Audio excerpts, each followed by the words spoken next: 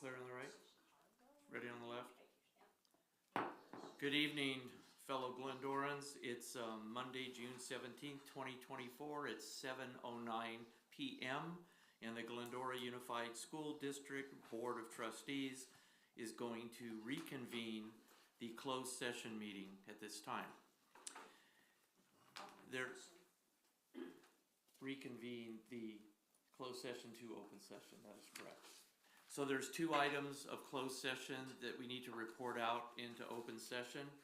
The first item from the Board of Trustees is item 2.3, and the Glendora Unified Board of Trustees in closed session, upon a motion by Trustee Elizabeth Reuter, seconded by Trustee Robin Merkley, and a vote of 4 yeses and no noes, has approved the settlement agreement for OAH case number 202-405-0457. Secondarily, item 2.4, the Board of Education is pleased to announce with a motion by Trustee Robin Merkley, second by Trustee Gary Clifford, with a vote of 4 yeses, has appointed Bill Zernikow to be the next principal of Goddard Middle School. The appointment will be effective July 1st, 2024, and he will be placed on step 4 of the certificated management salary schedule. Congratulations to Mr. Zernikow. Nothing further to report from closed session, so I will ask Tracy for a roll call for today's attendance. Member Reuter? Here. Member Merkley? Here. Vice President Garcia? Here. President Clifford? Present. Please note that Board Clerk Lopez is absent. Thank you. Next item would be the Pledge of Allegiance. If you could stand up and face the American flag, put your right hand over your heart and repeat after me. I pledge allegiance to the flag of the United States of America and to the republic for which it stands, one nation under God, indivisible, with liberty and justice for all.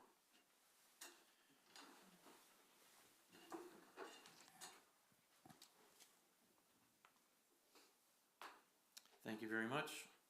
Next item is the adoption of today's agenda. May I have a motion for adoption of the agenda? So moved. I'll second. There's a motion and a second. No changes. All those in favor? Aye. Any opposition? We have an official agenda for the night. The next item is public comment. Speakers may address the Board of Education on non-agenda and agenda items. And I have one card here, Lisa. And Lisa is from Senator Anthony Portantino's office. I saw her the other day, and so go right ahead. Good evening, everyone. As you just said, my name is Lisa Brault. I did get a chance to meet some of you the other night at the State of the City address and dinner. And I just wanted to let you know I am here representing Glendora. I'm trying to get to about as many events and city council meetings and ribbon cuttings and chamber of commerce meetings and school board meetings that I can. We are here till close to the end of the year, and so if there are any concerns that you might have, please do not hesitate to call me. I have left my business card with everybody with my email address so that you can find me. And that's it. Thank you. Thank you very much. All right. No other public comment? Well. Is there another public comment? Yes, there is. All right. Go ahead and fill out a card after you're done speaking, please, and come right up to the podium. You just made it. Did. Apologize for my tardiness. That's okay. Good evening, everyone. My name is Gene Lopez. I'm a parent of a junior who will be a senior at GHS. She's also an athlete with field hockey and track and field. So let me start there, track and field, because I understand we may have some progression on our field. And so I don't know if that's been publicized yet, but I certainly would like to hear about that. Also, in field hockey, we have a new head coach for our varsity team, but we don't have a coach for the JV. And I'm sure our athletic director, Mr.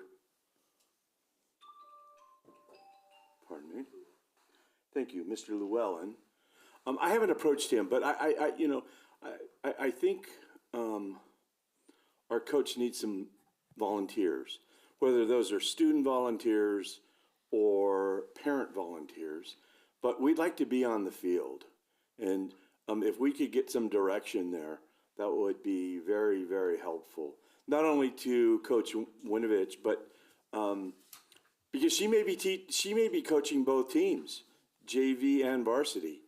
And while most of us aren't skilled at field hockey, we do know how to operate or run drills, right? So we could help with some of the drills, perhaps before a game or during practice. So we'd like to do that. So we need some direction there. So we had a new field, some help, volunteers helping the coaches. And as a community, as a member of the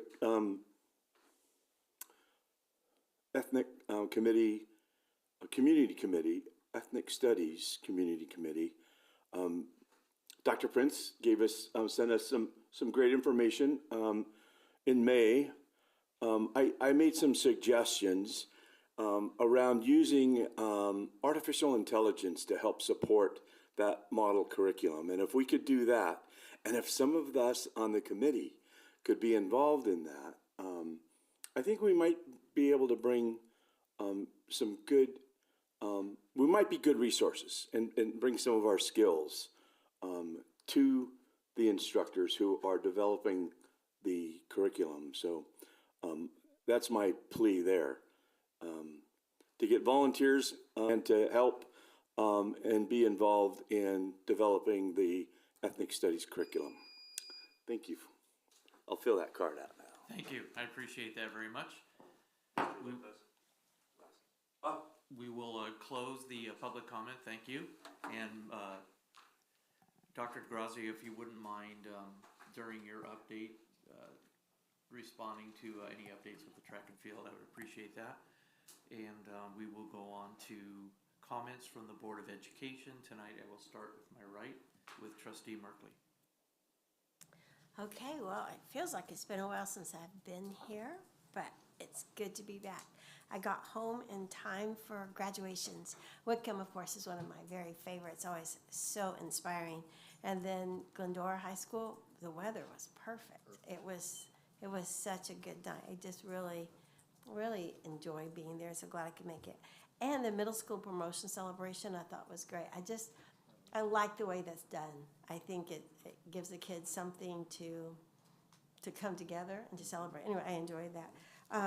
While I've been gone, I have attended a few webinars, just to kind of feel like I'm contributing to something. And the twins are doing well, and they will be here in 2 weeks. They're coming to visit, so with their big sister and their mama. Anyway, I will stop by the district office so y'all can see them.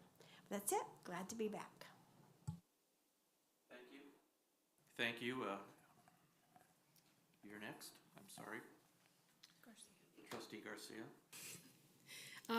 Happy summer. I hope everyone is enjoying their break. I know a lot of us are still working, but I hope those that have time off are able to enjoy some sun. Sorry, that's a mouthful. We attended the State of the City. I think a lot of us up here were there, and it was a great opportunity to hear from the City of Glendora, our City Council. Very grateful to them and the collaborative relationship that we have built with them. And I said this earlier, our cities can't function without our schools, and our schools thrive with the support of our cities. So it is crucial that we support each other, that we are aware of what each other is doing, that we help each other, not just in supporting events and the things that are happening at the city level and at the school level, but also make sure that we share resources, because as those resources start to dwindle, the money isn't coming as nicely to both the city and the schools. It's important that we collaborate and find ways to jointly use those resources to benefit the entire city, not as a whole. I wanted to officially say goodbye to Dr. Akverdian at Goddard. I'm so sad to see him go. So grateful for the 3 years that he was here. He contributed greatly to our district. My son came into Goddard when he came into Goddard, so we were blessed to have him the full 3 years.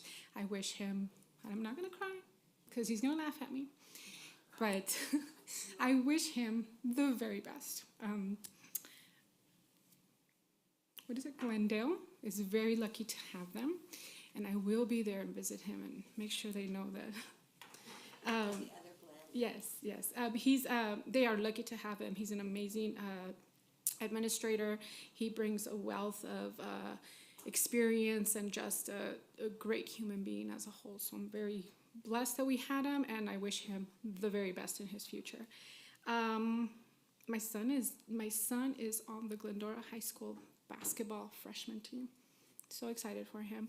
But with that means that I'm dropping him off almost every day at the school and going to games. And boys, the campus doesn't even look like it's summertime. It is so busy. There's so much going on everywhere you look. So the parking lot was full today when I dropped him off. I don't know what's going on in there, but there is a lot going on, which is exciting. The basketball games, if you're bored and you have nothing to do this summer and you want to be indoors, go to the games, look up the schedule. It's been a lot of fun doing that. Looking forward to the work that we will be seeing tonight with the LCAP. Got to look through all 96 or 94 pages. Very excited and very grateful for the work that you guys have been doing. With that said, I'll hand it over. Thank you, Trustee Reuter. Thank you very much. I also really enjoyed the State of the City.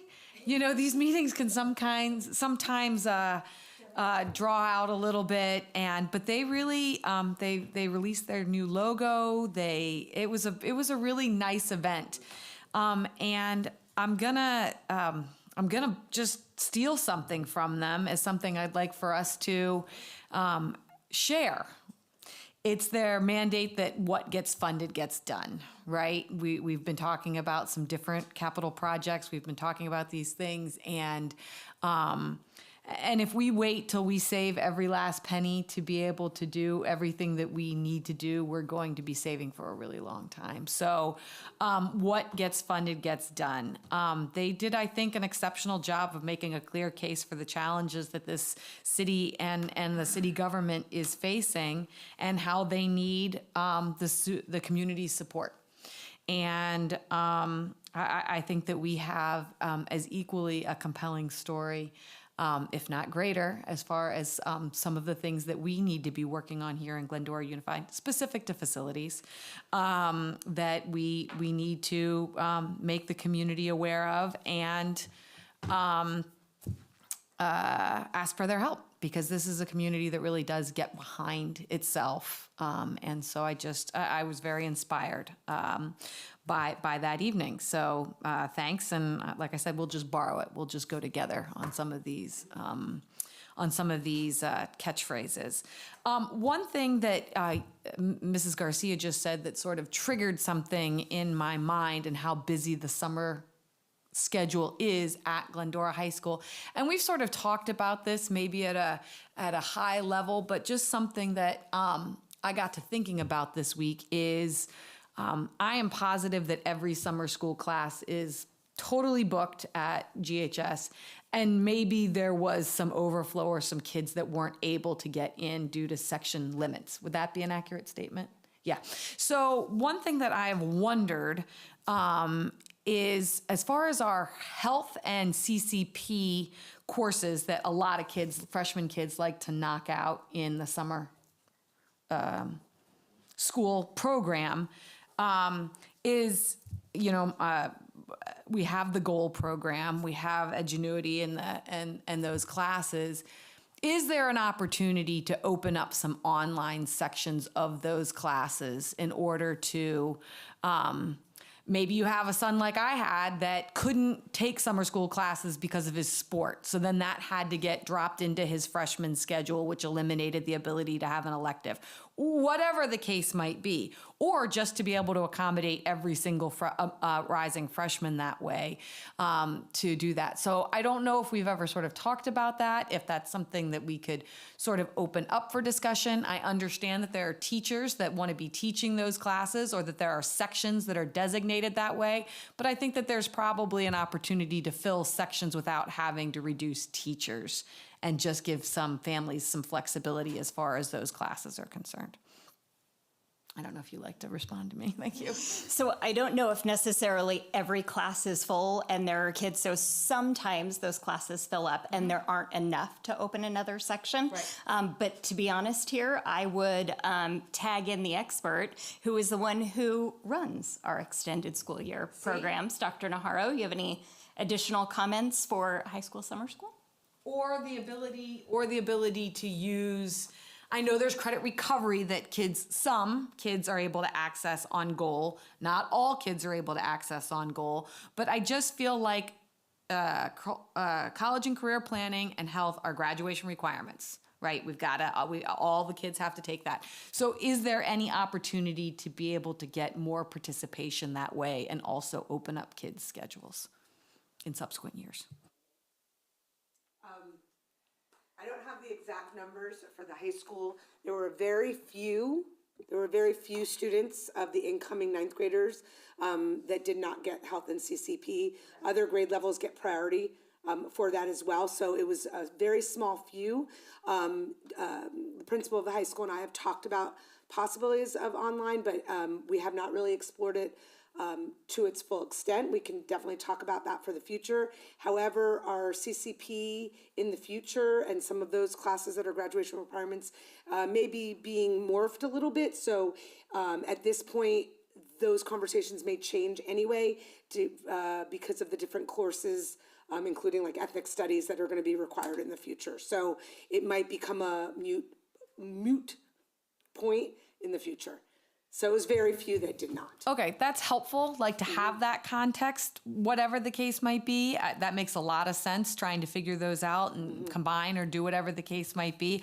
I just think as we look at offering everything to everybody and helping our students out as much as we can. And like I said, also freeing up electives, right? Freeing up electives for kids that are super interested in visual and performing arts or whatever the case might be. Correct. Just throwing it out there. Yep. Okay? Got it. Add to that. Thank you for bringing that up, because that was at the top of my head. And even not just like freeing up to sports, but just opening up the summer, like a whole month of summer school for those two classes, you know, the CCP and the health class. Why isn't it currently offered online? Like kids can take it in person or online. The intent of the CCP and health in the summer for the incoming freshmen isn't just for gaining access to having other electives. The intent of that always for the incoming ninth was to have a slow introduction to the high school campus. Okay. So if they're online, it defeats that, the goal of that. The objective was really to allow them time to acclimate to the high school in the summer. It wasn't just, it became an extra benefit that it opened up some electives, but that was not the purpose of those incoming freshmen. It was for them to acclimate. And I appreciate that 100%, but as a parent too, I feel like it would be nice to have the option. Like if I feel, you know, my kid is one of those that may benefit from having that acclimation time and taking it in person, perfect, the option is there. But if my child has a busy summer schedule or that month just does not work out, because you can't if you miss 2 classes, you're done. You can't continue. So even missing 2 days of the 1 month of the summer school, you would have to retake them. So it makes it impossible to take summer during that month, summer vacation. Perhaps instead of incoming freshmen, if they didn't take it as their freshman year, then in between their sophomore and junior year, freshman and sophomore year, then they could take it online. I would have to defer that to a discussion with the high school. Sure. Okay. Yeah. Thank you. Just a thought. That's it for me. Thank you. And Trustee Garcia, you may know a policymaker on the school board that might be able to bring that to the agenda to have that be offered as a as a online course if you would like to. This was So just an introduction to the conversation. there you go. Thank you. Just for the sake of time, I'll be very brief. One of the things I appreciated that was the tone of tonight's meeting was the collaboration between the city and the school board. And I would take note that at the last handful of events, the school board and the city have collaborated, whether it was State of the Schools, where the city council was at that, or State of the City, where the school board was there. I just like the spirit of collaboration and have noted that we have a lot of things in common. And I think in the next, in the future period, the city councils and the school districts are going to be looking at those things in common and trying to create synergies that benefit both organizations by doing that, which this board has been working on with that MOU, and I think that's really important. And I was reminded of that at the graduation ceremonies that were just incredible here, and really I was proud to be a part of that with the rest of the board. And at the closing ceremonies for the Glendora American Little League and the things that we had this past weekend, where the Goddard Middle School campus was just packed. I mean, it was absolutely packed, and all of our students and other residents were there, and it was just evident the city council was there, we were there, and it was just another evidentiary value where the city and the school district work together to the benefit of our residents and our school attendees. So we're going to continue that synergy, I think, with the school board and with the city, and I just wanted to make note of that. In addition to that, I was nominated for and accepted the position as a board of directors member for an organization that's called Los Angeles County School Trustees Association, representing this area. So there was nobody from this area on that board, so now we'll have a voice down in this building down in Downey. It's the LA County School Trustee or Board of Education building, and I met a couple familiar people down there, but it was a very interesting meeting and kind of illuminated me to a lot of things that happen county-wide that are outside of the reach of the Glendora Unified School District, but it's quite an education for me, so I appreciated that. And I am going to defer the update on the track and field to our superintendent, but as you know, I think myself personally and the board have been advocates for getting our track and field and the school in better shape for our athletes, because I think that's married together with our academics, and that was also evident at graduation. We had at that award ceremony that we went to, there were so many not only academic but athletic scholars that were there. I think Dr. Naharro, I remember your name ringing out there with an athlete and an academic person too, so that was just nice to see. So I'll defer that to the superintendent's report, which is next. It is next. Thank you, Mr. Clifford, and members of the board and distinguished guests. Summer school is in full swing. It's actually halfway through. 3 sites we have summer school at this year: La Phaedra, Sandburg, and Glendora High School. Our maintenance and operations teams, our custodial teams are hard at work on summer projects. We thank them for the work they've done, and that's still yet to come. We keep adding projects to their list, but they keep getting them done, and we really appreciate their hard work. We also appreciate their work and the assistance of contractors to form our 5 elementary STEAM labs. Each of our elementary schools, all of them are on track for completion over the summer, or at the latest prior to their back-to-school nights. And we're preparing for the upcoming school year, so it's a very busy time for us, actually, wrapping up one year, preparing for the next. In regards to the Glendora High School track and field, we do have many quotes out. There was some money left in a account. I think it was just over $100,000 that was still left in an account from a fundraiser many, many years ago.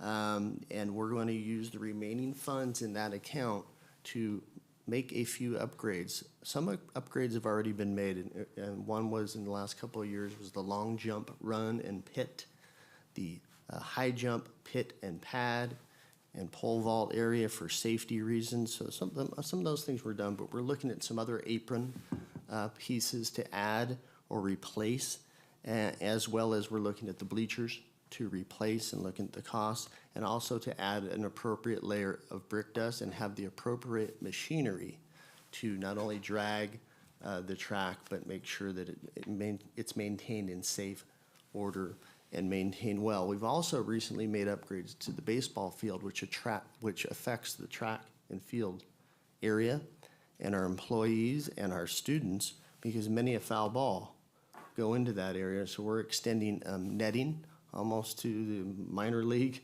/ major league baseball level to ensure the safety of our student athletes who participate not only in baseball, but also in track and field. And also the collaboration in regards to the city of Glendora also assists with the track and field hockey that I hear about, and also flag football that we now hear about starting its first year. The Louis Pompey Field's an area that the city has developed. If you have not been down there, it is a beautiful facility. They've added some shade structures recently, so take a look at those. But they've lined that field permanently for flag football. Our flag football games, our home games, will be played there. Schedule is out, so that's on social media now. But we're also looking into interest for possible field hockey use down there as well. The fields are beautiful: softball, soccer, football, and flag football as well. You're going to hear more about the LCAP in a little bit. I will leave that to the experts of educational services and business services. So we thank everybody for their work ahead of time. They have incorporated the thoughtful feedback from all of our stakeholders in producing this document. You're going to hear a detailed presentation of our exciting new 3-year plan this evening. After that, you're going to hear from business services about the budget for the coming year. Special thanks to the business services team. Worked day and night through weekends to get to this point. It's a difficult task now for all districts. 80% of the districts in the state of California are in declining enrollment. We are no different. All districts are having their budgets reduced from ongoing funds they've been receiving for COVID that are now expiring. So they're all balancing that same news and trying to figure out some solutions going forward. Revenue enhancements and expenditure reductions, both. So we're going to work together with our union partners and our team here and all of our employees to address our challenges going forward. Please know that. And hopefully everyone has a great start to the summer, a safe summer. We want to see everyone back here August 15th for the first day of school. Thank you, Mr. Superintendent. That moves us to Block 5, which is the staff presentations and public hearing. The first one is 5.1, a staff presentation and information on the acronym LCAP, which is the Local Control Accountability Plan. Staff to report. Thank you. Sorry, I forgot the clicker there. I had to go grab it really quick. So I am really excited about this plan. Thank you so much to the team who has helped develop it. Our fiscal team has worked really, really hard. With each fiscal change we make, it's a writing change that I make. So it's a lot of back and forth and partnership. And with that partnership, there's been a lot with our community as well. So I'm happy to be able to overview some of that. So what is the LCAP, Local Control Accountability Plan? This is the beginning of a new 3-year cycle. So it was exciting because we really got to start fresh. Look at our data, get feedback from our current students, families, staff, and really look at what do we need, what ideas do our educational partners have, and what can we create that has the best outcomes and best possibilities for our students. So like you had said, this is, so it's 3-year cycle. This really drives some of our budget spending. Our priorities here, what gets funded, gets done. So we have to be really careful as we create the LCAP. And in addition to that, the school sites create their plans for student achievement, their SIPSAs, based on the district LCAP. So we're really, it has a far-reaching impact with our LCAP. So the process, we'll go more in depth on the process, but it really was a lot of, from surveys from our parent advisory committee, our student advisory committee, the parent partner meetings. We had community partners, lots of different participants to give us feedback. We want that meaningful engagement. It's actually a requirement. You'll see a number of those vast, almost 100 pages are talking about how we got that feedback from our partners. And then the other part is, the most important part is the data. So we were looking at, Dr. Naharo will review that in just a second, but we really looked at our dashboard data, at our LCAP surveys from our students, our families, our staff, the input, and we looked at all of that, not only the quantitative, the numbers, but the qualitative, analyzed and looked at how can we make Glendora even better. So one of the things I want you guys to kind of notice throughout is we have our California's 8 state priorities. As you see the draft goals later, you'll actually see which priorities those represent. And there's metrics that represent each one of those too. So as we're looking at these goals and actions, there are metrics that say, how are we going to measure whether it's working or not? So each of those is based on our state priorities. At this time, I would like to welcome up Dr. Naharo to look at a little bit of our data that fed our decisions. Okay. Hi. So you've seen some of this data before, so I'm not going to go into extreme detail, although I would love to. It's important to note that much of what we do in the LCAP is based on our dashboard data. Our dashboard data, though, gets its information from a variety of sources, which are those metrics that you'll then see in the LCAP. So it's important to look at this chart because you'll see the different state indicators. Those are across the top. The English learner progress, chronic absenteeism, suspension rate, graduation rate, and our English language arts, math, and our CCI. Those are all part of the priorities that were on the previous slide. These are places that they're measured. Then you'll see all of the subgroups, and we've talked about those before, that we look for areas where the top, where it's all students, compared to the different significant subgroups. And what we look for the dashboard is what areas or what subgroups are we going to focus on, and we really look at those equity gaps, which is any of the groups that are 2 basically color bands below. So for example, if they're in the red or the orange and all students are in the green and the blue. That's in its simplest terms, without all the quantitative numbers that we do put in the LCAP as far as our goals, but that's how you can see what we are going to prioritize. And what we want to do is make sure that we focus on those subgroups of students, but also then impact the whole. And that's how we write to every piece in the LCAP of how we're going to focus on the subgroups that need it the most, as well as impacting all students. So if you want to go to the next slide, you'll see that all of these groups were groups that were in the red at the different school sites. And we include this because what you'll see is a connection between the LCAP and the school site plans, because in every site plan that they're working on, and you'll see those in August, they have to write to all of those groups that are in the red as well. So we present all of those groups that are in the red in the LCAP, and again, making sure that we prioritize our actions, goals, and services to those groups that are in the most need, showing that biggest equity gap, but then, of course, impacting the whole while we're doing that.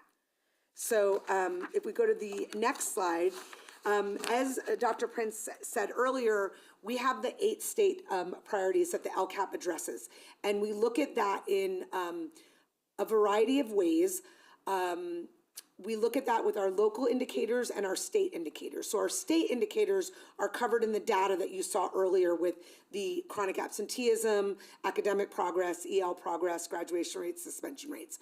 We also have our local indicators. And what's important to note, the local indicators, there's 7 of them that we report on. And I'm not going to go into too much detail tonight because I have to report on them again on Thursday. So the local indicators are part of the LCAP. We write to them in the LCAP, but part of the requirement is that they are presented on their own on the day that you actually adopt the LCAP. So today is the presentation of it, and then Thursday we meet again to adopt. But I'll give you a little preview of that. So the preview of that is that there are 7 of those local indicators, and in each of those, it's basic services met, implementation of the state standards, parent involvement, student achievement, student engagement, and a school climate, and our broad course of study. And we look at those in more of a narrative, qualitative form, where the other data is more quantitative, and we fill out their surveys, and you get a score of 1 to 4, and I'm going to show you all of that on Thursday. But basically, I can give you a preview is that we met them all. And actually, Dr. Prince, if you'll click on the top part that says local indicators, hopefully it'll link to it. Will it link to it or no? Can you click on that? Just to give you a brief, and then click, yes, that slide. If you could just make that one bigger. So you'll see that all of those colors that we talked about are in that dashboard right there. You see graduation rate, suspension rate, and so forth. But you'll also see on the dashboard that all of those local indicators that I just talked about are there as well. Most people don't seem to see those on the dashboard, but they're there. They're not there by school site. Those are only under the districts page. The local indicators, I reported on them last year. That data is from last year, where you'll see standards met. After Thursday's meeting, then we finalize the submission of those on what we call My CDE Connect, and then they'll be on next year's dashboard as well. But we didn't meet them all, and I'll explain how on Thursday. Okay, let's see if we can go back. Okay, so the next slide, the other way. Oh no, we're right. I forgot this was my slide too. So, we have the LCAP partner engagement, and that comes in a variety of ways. That's when we talk about partner engagement, we look at our staff, students, community, and families. Oftentimes, we look at engagement for the people that are kind of working deep down into the LCAP, but it really is a full-on effort of many people that are impacted.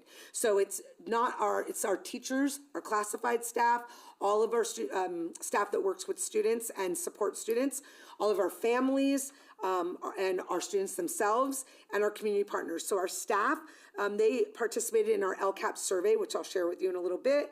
They attended our partner meetings. We get information from our union partners, and of course from our principals meetings and our management meetings. All that input is taken. From our students, they participated in our student survey. That was given to all of our 4th and 5th grade students, and then all of our 6th through 12th grade students. And you'll see that that was over 3,000 students that participated in those. They participated in our LCAP partner meetings and our superintendent student advisory committee. So lots of different forums to get input from students. Our families also completed their survey, which was separate from the staff survey this year. We had adult before, now we separated that out into staff and families. And we had 982 responses. We have the superintendent's parent advisory committee. We had our LCAP partner meeting where we had parents attend. We had 13 parents attend that. We also have our site ELAC meetings, our district DLAC, our school site council, and our PTAs, and many other meetings where there's input from parents. And then our community partners, we had 18 attend our LCAP partner meeting, and then individual meetings with our SELPA directors, with our executive director of special education, and our monthly GEF meetings, are different ways that we get our community partners. So we talked about this being a collective effort, and it truly is. So just a little update of our partner survey summary. So as I mentioned on the previous slide, we had our families, students, and staff all complete our surveys. This year we did those through Panorama. And one of the great things about Panorama is we were able to break those out into themes and get information based on theme. We were able to compare those themes and our scores nationally. And for our student surveys, we were also able to break those down by subgroup. So we could get data on our EL subgroup, our special ed subgroup, based on the student survey feedback, which was one of the new requirements for the LCAP for local indicator number 6. So just a quick summary. Our parents overall felt that they have little barriers to engagement, and that our family engagement, although it looked like it was only, I think, about 20% on our survey. It was actually higher than the national average, because the first question that gave the most favorable response was that they were involved in at their classrooms on a weekly basis. And we know that that was, we had 20% answer favorably to that, is higher than the national average. And then we had over 50% for the next level of higher favorable responses. And our families really shared that we want to continue our focus on safety and school fit. Our students, they feel, they were very positive about how they felt safe at school, and they feel that they have a positive school climate, but really gave us information on that we want to focus on emotional regulation and engagement, that was an area to focus on. And our staff, looking at both our local data and our survey input, that we have a strength in building partnerships for student outcomes, and this is seen in increased collaboration across with parents and families, but it was definitely clear that they want some increases or continued increases in student supports, and that really was supporting our staff in working with student behaviors, which we know has been a challenge post-pandemic. So we're going to continue those, and you'll see how that comes up in the LCAP from that feedback. So just to review the steps, we had our partner meeting input. That was April 30th, and we talked about all the people that attended that.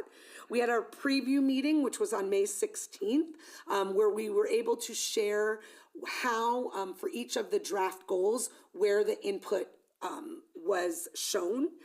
We had a public viewing of the LCAP. Anybody that wanted to hear it, we have our public hearing today on June 20th, along with the local indicators that I gave you that tease of. We will vote on the LCAP. Then we will post that on our district website. It'll be reviewed by the Los Angeles County Office of Education, who has been reviewing it all along and recommending changes and edits, so that when we do post it, and very little, if any changes would occur. And then we have our final revisions are posted by mid-October. So now I will turn it back over to Dr. Prince, who will share in more specifics how the input of the LCAP partner meetings is seen in the LCAP and our goals. Thank you. So the educational partner input gathered during the 23-24 advisory meetings, survey process, it had a big influence on several key aspects of the LCAP: school safety, attendance and engagement, family engagement, and professional development. So through staff and teacher surveys and feedback during the LCAP partner meetings, that was on April 30th, there is an express need for more targeted professional development and more voice in the professional development that's provided. The LCAP survey showed that 37% of teachers and 46% of staff responded favorably regarding PD. Regarding input about PD, 32% of staff and 21% of teachers responded favorably, with tremendous amount of input in their staff development. During the LCAP partner meeting discussions, staff requested professional development for classroom behaviors and support, and although specific professional development topics are not in the LCAP, that did directly lead to revisions of our staff development plans for next year. Another input they had was they wanted it expanded. In the prior goal, we talked about teacher and administrator effectiveness, and our classified staff loud and clear said, "What about us?" And as we said, when you have a budget for it, you make it happen. We wanted to make sure clarifying educator effectiveness allowed us to provide staff development for all of our staff, and that was an outcome from there. As regard to attendance and engagement, student surveys, so attendance engagement were noted through the data. You guys had noticed, I don't know if you look clearly on the items in red, chronic absenteeism was a theme throughout, both for overall, for our subgroups. That was a big topic. So as well as that, the LCAP student survey, 64% responded favorably to having a sense of belonging. And that, to me, 64% isn't enough, but it did make me feel better to know that nationally, that's in the 80th percentile. So our students in Glendora do feel a sense of belonging, but I think we can take that even higher. 59% of our students responded favorably to school climate. That is in the 30th percentile nationally. So that was a big focus for us. And for engagement, they responded in the 70th percentile nationally. Ideas provided by the LCAP partner participants included ways to connect students to their schools, such as making sure we maintain our web where everyone belongs at our middle schools, the link crew at the high school to welcome our 9th graders, increasing activities and clubs on campus, and these are reflected in the new goal 2 on our LCAP draft. For family engagement, input on family engagement was quite evident in the LCAP family survey. 81% of respondents answered favorably on barriers to engagement, which actually meant they had few to no barriers in engagement. So that's a really good thing. 55% of respondents say the largest barrier is their own busy schedule. But that takes, we thought, how do you overcome that too? So in regards to family engagement, they responded, 41% said they have visited their child's school at least once per month, which is great.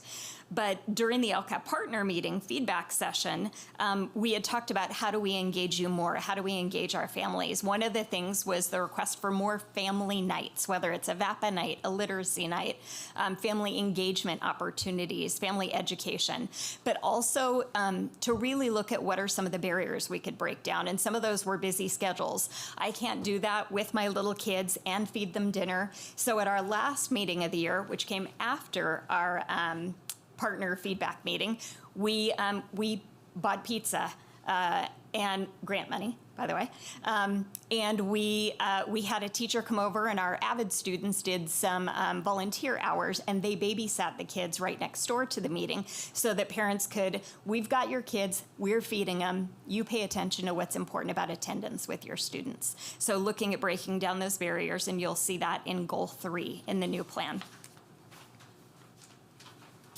For goal 4, safety. For goals and actions related to school safety, the family survey showed that 76% of respondents said it was not a problem at all or a very small problem. That's in the 40th percentile nationally. In the qualitative feedback in those discussions, the LCAP partner meeting, 4 out of the 9 site groups said parents believed school safety was a strength. In GUSD, 6 out of the 9 site groups said students believe safety is a strength in GUSD. During the Superintendent Parent Advisory Committee meetings, school safety came up repeatedly. A lot of those discussions revolved more around progressive discipline or fencing the back of the schools. How do you police the fields and the parks that are joint use? Those types of conversations. Of the student responses, 66% responded favorably to school safety, and we are in the 80th percentile for that. So that's good, our students feel safe. But one thing that really caught us, and this was the beauty of digging deep, only 35% responded favorably to people being respectful at school. And that had, I had talked to Dr. Naho, that had a huge impact on me, because they also 60% had said the behavior of other students impacts my learning. And that's big. So we really looked at engagement, behavior, our professional development plan for next year, ensuring that our students are having a safe, both physically and emotionally, connection to their school. All right. So now you got to hear about the partner feedback. Now you get to see the draft goals. If you'll notice the ones in bold print, those are the had direct impact from our partner engagement committee meetings. So to prepare students for college and career readiness upon graduation, GUSD will increase all students by 3% and our unduplicated pupils by 5% as measured by state assessments in math and English. So that's the actual text of the goal. Student achievement remains our biggest priority in GUSD, and you can see a lot of keeping those valuable things like AVID that helps those students in the middle, making sure we fund that program. Having equitable distribution of resources, so making sure we have one-to-one Chromebooks, making sure if a student needs a hotspot at home so they have Wi-Fi access, we provide those. Our college and career readiness was one of the indicators that we had looked at, not only for all students, but also especially for our students with disabilities. So we had really looked, the high school has already put a lot of things in place. For example, having parent education nights for our 7th and 8th graders before they start picking classes. Their parents can see, what does that mean? A through G, how do you do that? Having our career technical education with CTE, having AP classes, because these are all ways that you can meet that college and career readiness indicator. Making sure we keep our innovative technology. A big one, we got feedback on academic support and intervention. We have interventionists for reading and math at all of our elementary schools, and we got a lot of feedback that that should continue. Extended school year, so having those summer opportunities, especially for our students in special education.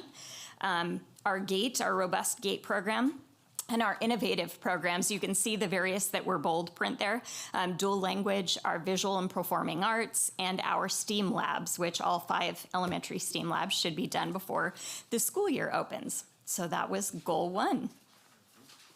And you'll notice on the top there, I skipped that, but goal 1, you could see those are state priorities, 1, 2, 4, 7, and 8.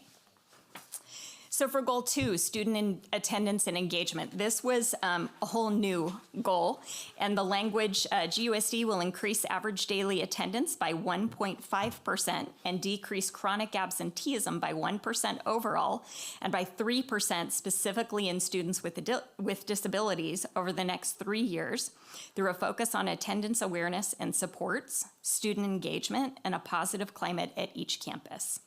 So this new goal is directly, this was one of the chronic absenteeism, especially with students with disabilities, was one of the 2 factors that qualified us for differentiated assistance, which means more support from LA County Office of Education to ensure that we are meeting the needs of these students and closing the gaps. So if you look at that goal, you'll notice it's a decrease by 1% overall, but specifically with the special education subgroup by 3%, because we need to close that gap. We need to make sure we're supporting those students. So a lot of the things you'll see in here, having attendance systems and support, like our everyday labs, having the social emotional supports, the resources and programs for our students, maintaining our student support specialists and our counselors. That was loud and clear in almost every school site feedback.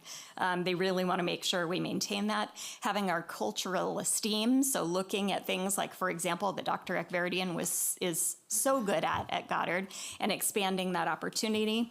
And one of the other things really was those campus connections, adding things like making sure we're funding web, link crew, future Tartan Day, where our 8th graders go visit the high school and get connected.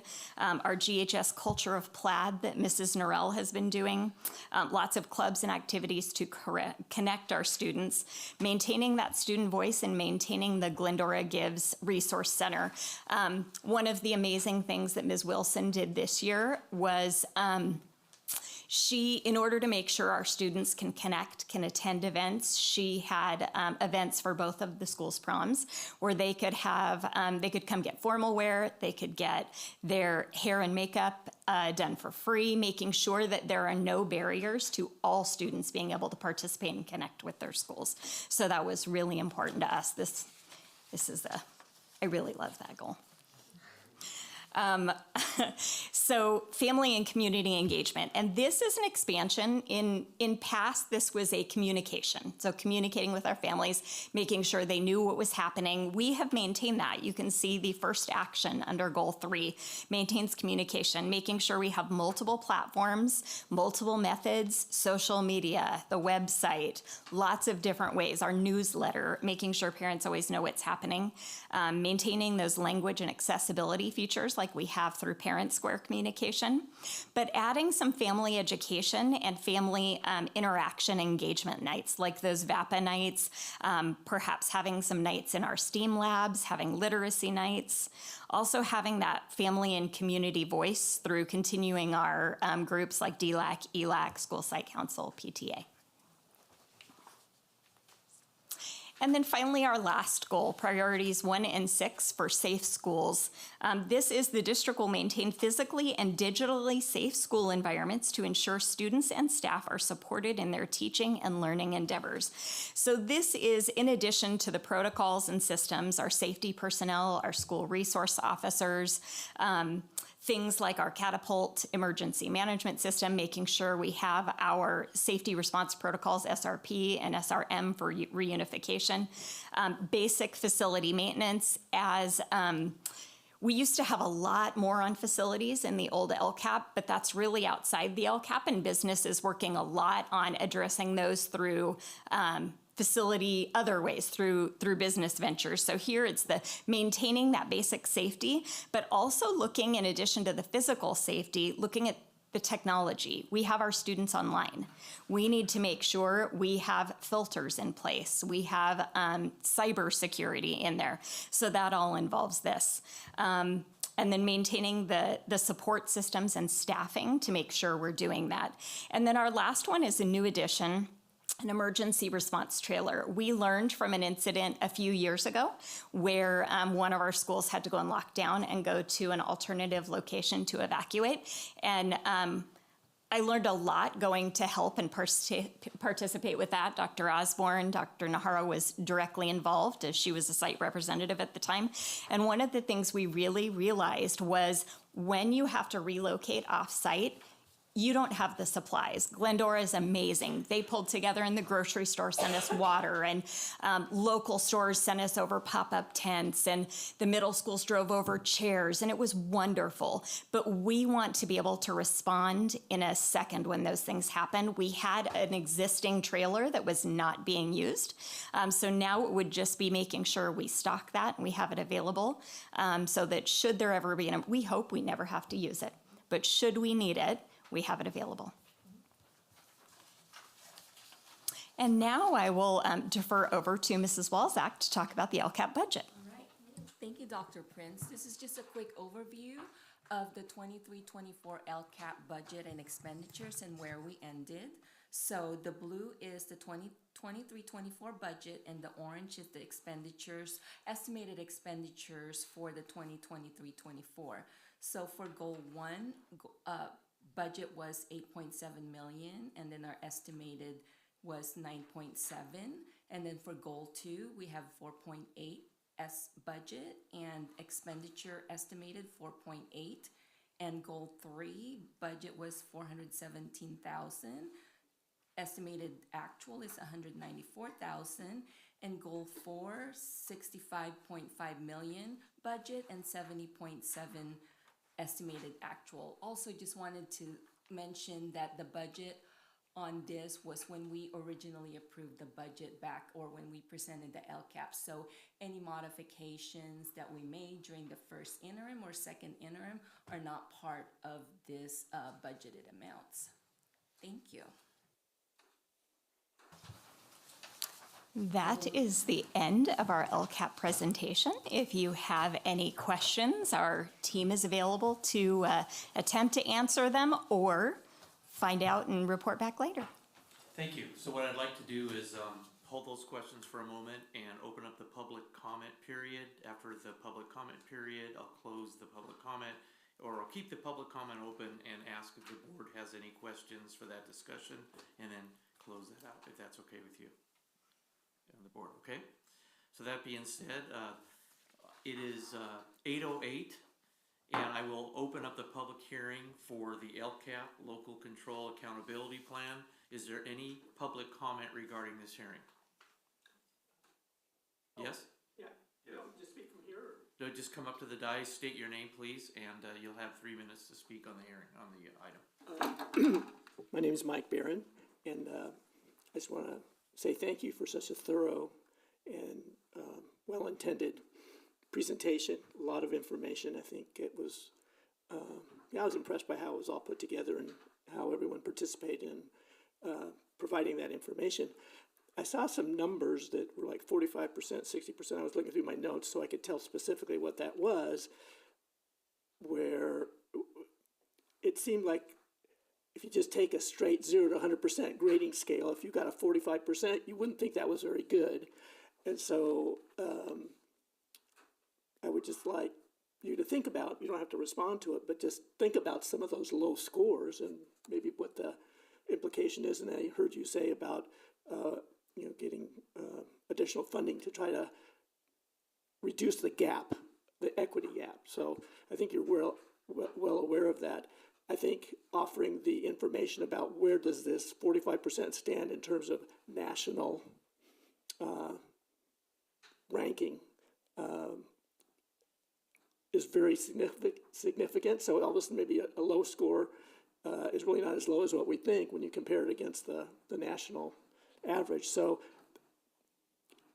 maybe for the recap on Thursday, I think it is, that maybe to be able to see a little bit more comparison of that, because they're important performance criteria that you've reviewed. But other than that,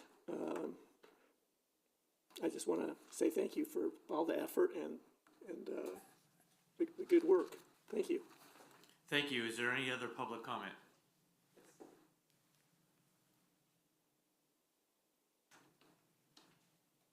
Hi, my name is Gene Lopez, and I'm in automotive technology. I work for a company called Seidner's Collision Center, and currently we have 6 interns at our Duarte location, all in collision education. One of those interns will become an entry-level technician for us. And so while CTE is on your LCAP, I don't know that it's getting the priority it should. There are some resources available at the fairgrounds at Pomona, but that's too far. What are the opportunities for automotive technology that could articulate with Citrus College's automotive technology and give some of our students in the Glendora School District a big advantage? There are apprentice programs in automotive technology that are taking place right now. We'll have that opportunity at Azusa High School and Monrovia High School in 2025, where those students can come and participate in an apprenticeship program through the Inter-Industry Conference on Auto Collision Repair, otherwise known as ICAR. And ICAR is the company that trains collision technicians and refinish technicians and our estimators. And they're coming into schools with a collision industry entry-level program where in 2 years, a student can learn how to remove and replace a bolted-on part, fix a small dent, prep a car for paint, final detail a vehicle, and perform plastic repair. If Seidner's Collision Center had that individual as an entry-level technician, they could come to work for $52,000 a year. Those skill sets performed with little or no supervision have a lot of value to the collision industry. And I think that can be provided at Pomona because they have a spray booth and they have welding going on there now. There's an opportunity. It's just too doggone far. I think it would probably take 25 minutes to get there on a bus. And then, so 50 minutes of their education would be traveling to and from the classroom. So CTE, let's make that a stronger priority. Thank you. Thank you. Any other members of the public wish to speak on this item? I don't see anyone else, so I'll come back to the Board of Education. Any comments from the member of the Board of Education? I have a couple things to say. Nothing. Trustee Merkley? Okay. The EL reclassification is 15% a year. Is that a good number?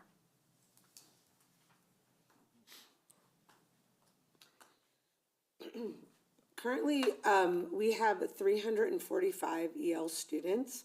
And so when we reclassify, every year it's a little bit different.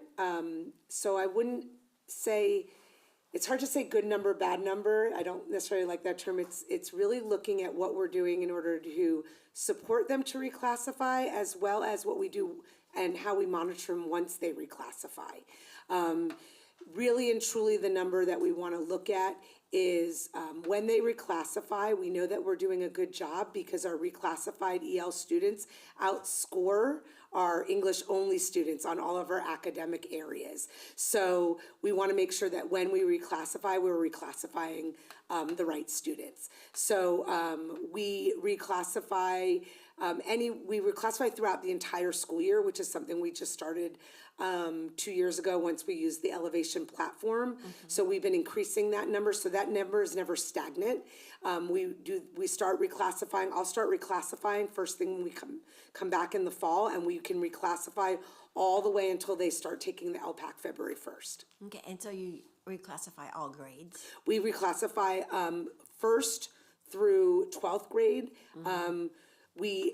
Most students in kindergarten do not reclassify because it's their first year taking the summative LPAC. So some of them have taken it in TK and K, but one of the criteria is teacher input to reclassify, and most of our teachers feel that reclassifying after 1 year doesn't give enough information. So it's very rare that we'll reclassify a kindergartner, but if they meet the criteria, then yes, we will. So, and how long do you follow them to make sure? For 4 years. For 4 We years. monitor them for 4 years. Great, okay, thank you. Let's see. Oh, there was an AVID question. I'm not sure if that. 100% were accepted to at least a four-year university. How many actually enrolled and went? You know, I don't know. I will find that out and let you know, and I'll get back to you guys on that. Thank you. Okay. Just a second.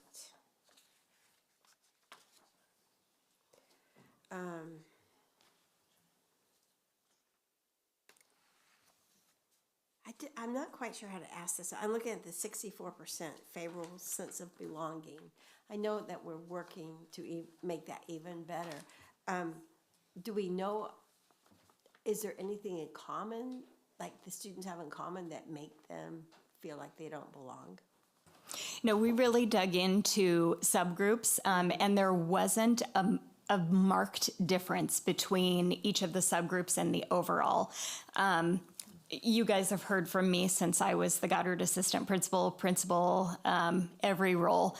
I think one of our, having students feel connected, having them feel like school is home away from home for them has always been one of my passions and my goals. And when you do that, attendance increases, and when attendance increases, achievement increases. So that definitely, we looked at increasing, and are looking at really those connections. How do we make every kid feel like school is home? And that could have been just bad days, too. Could be, yeah, please. Sorry. Another piece of that is that the Panorama survey broke everything back out into themes. So sense of belonging was one theme that came out of about 6 or 7 questions. So what we can do and what we will continue to do is we look at each one of those specific questions and we can dig into those. And what happens is Panorama allows us to then connect that to what they call a social emotional learning check-ins. And it takes all of those students, and we can see which students felt certain ways, and it's color-coded, and counselors and student support specialists have already begun to look at those individual student answers and student answers that warranted maybe a follow-up from the Panorama survey. Student support specialists and counselors have been able to do that. They can group the students, they can check in periodically, individually. So the overall theme gave us one answer, but we can look at each one of those questions, and then that transfers to the social emotional learning dashboard and check-ins. Great, thank you. Appreciate that. Let's see. So the family nights, are these the ones that the district put on, or the ones at each school, or is it a combination? It was a combination. So they were talking about making sure we continue with the individual school site, but also expanding some of those to other school sites. So for example, at one table they had talked about, we've heard about the great VAPA family nights that Stanton is doing. Can we do those at more places? So a combination. I came to a couple like the cybersecurity, and unfortunately there weren't many parents here, which was really sad because it was a very excellent presentation with some really, really good information. So I don't know how to get them here. I guess feeding them. Was it pizza just for the kids, or was that for everybody? No, the adults got it too. So that was we asked them, what would make you come? And it's having childcare and feeding, and so yes, everybody got pizza. Mm-hmm. Okay. I was sad to hear that the kids feel like the other kids aren't respectful, but also, what's the word I'm looking for? I can't think of it. But I have felt like that. Like a lot of the kids are not very respectful, and so what's that word I'm looking for? It's nice to know that the kids see that too, you know, and I'm glad that you can address that because I really feel that's important. And the hot spots, how do you find out? Do you ask people? Do they tell you? You figure out that they're not doing their homework because they don't have a hot spot? Yeah, so sometimes it's them coming to the school site. Other times it's when a counselor or a teacher or a principal's checking in saying, hey, you have all of these missing assignments, what's happening? And they might share, I don't have Wi-Fi at home. It could also be part of a student intervention meeting where they're looking at the IST process. And so a number of different ways. I'm just going to put a plug in here. That's another reason why it's really important for all of our families to complete their free and reduced lunch application, because when they do that one of the educational benefits they get is reduced Wi-Fi costs. I just remember that when I was in high school and my parents divorced, that my mom signed us up for free and reduced lunch, and I skipped lunch. I wouldn't eat. A little bit of pride going on there. So now that everybody gets free lunches and breakfast, really the benefit of it, I know a lot of people, because that, they say, why bother? But there's other benefits that go with it too. It's that outreach for the shoes that fit, for having reduced or free daycare.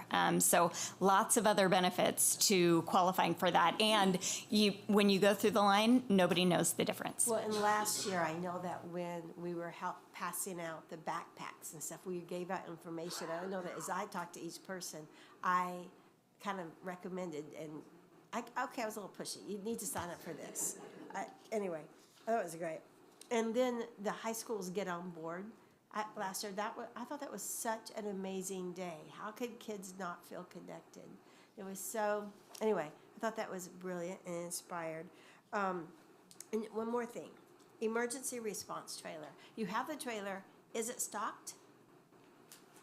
Not yet. We need the funding in order to make it happen. So is there a grant available for that? Or We are looking into some of that, so it's a possibility for grants for GEF. Some of it are resources we already have, but also the reason we put it in there is to make sure that there's a priority on keeping it stocked each year, because you can initially stock it, but then making sure you're constantly. So yes, we can look for grants and partnerships, but we wanted to make sure if it's in the LCAP, it is a priority and we are accountable for it.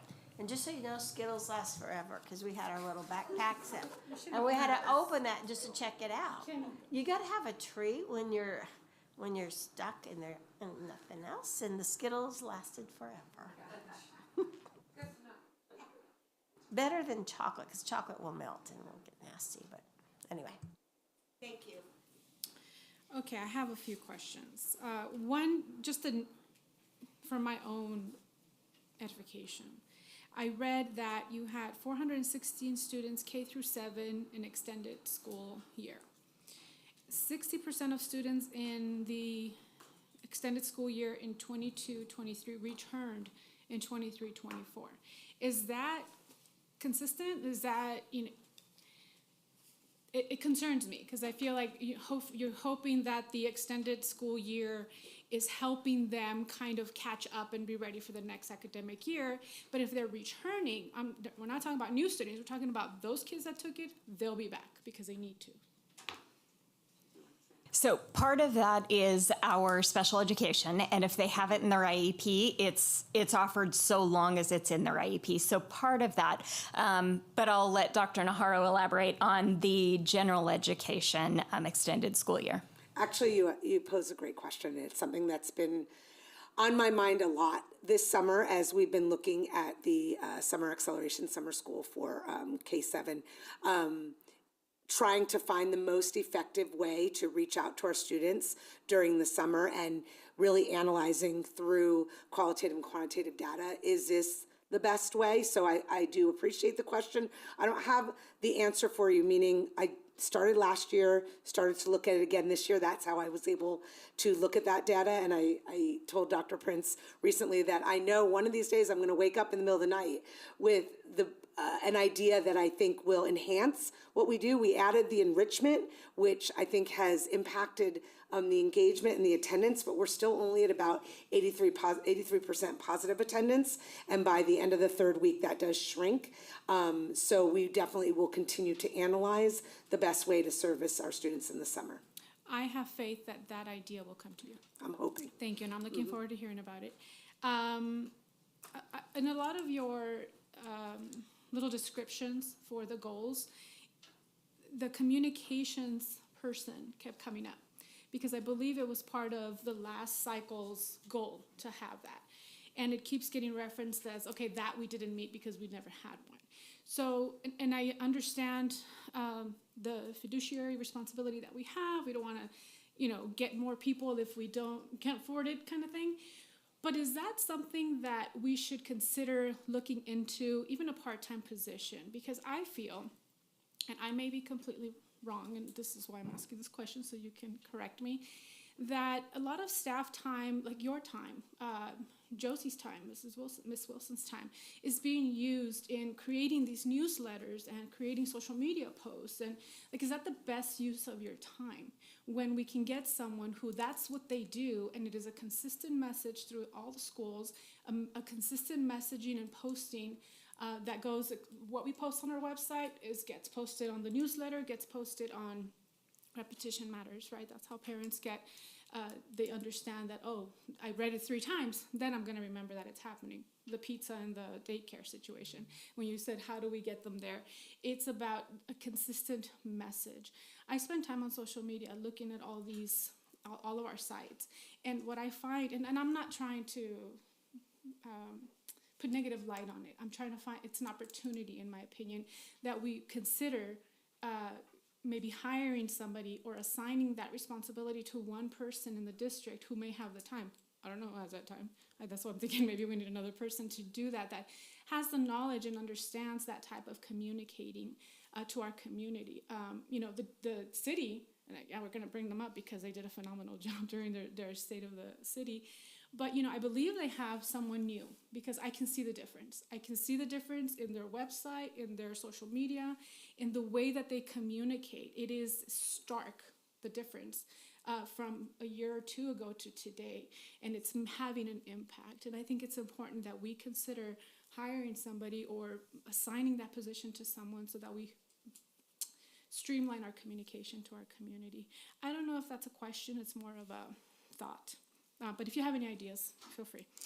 I read here that you have increased your $1,000 stipend to each site to, what do you call it? Not stipend, what do you call it? Just allowance? An allotment. Okay, an allotment to for their cultural awareness, and you've increased it to $2,000.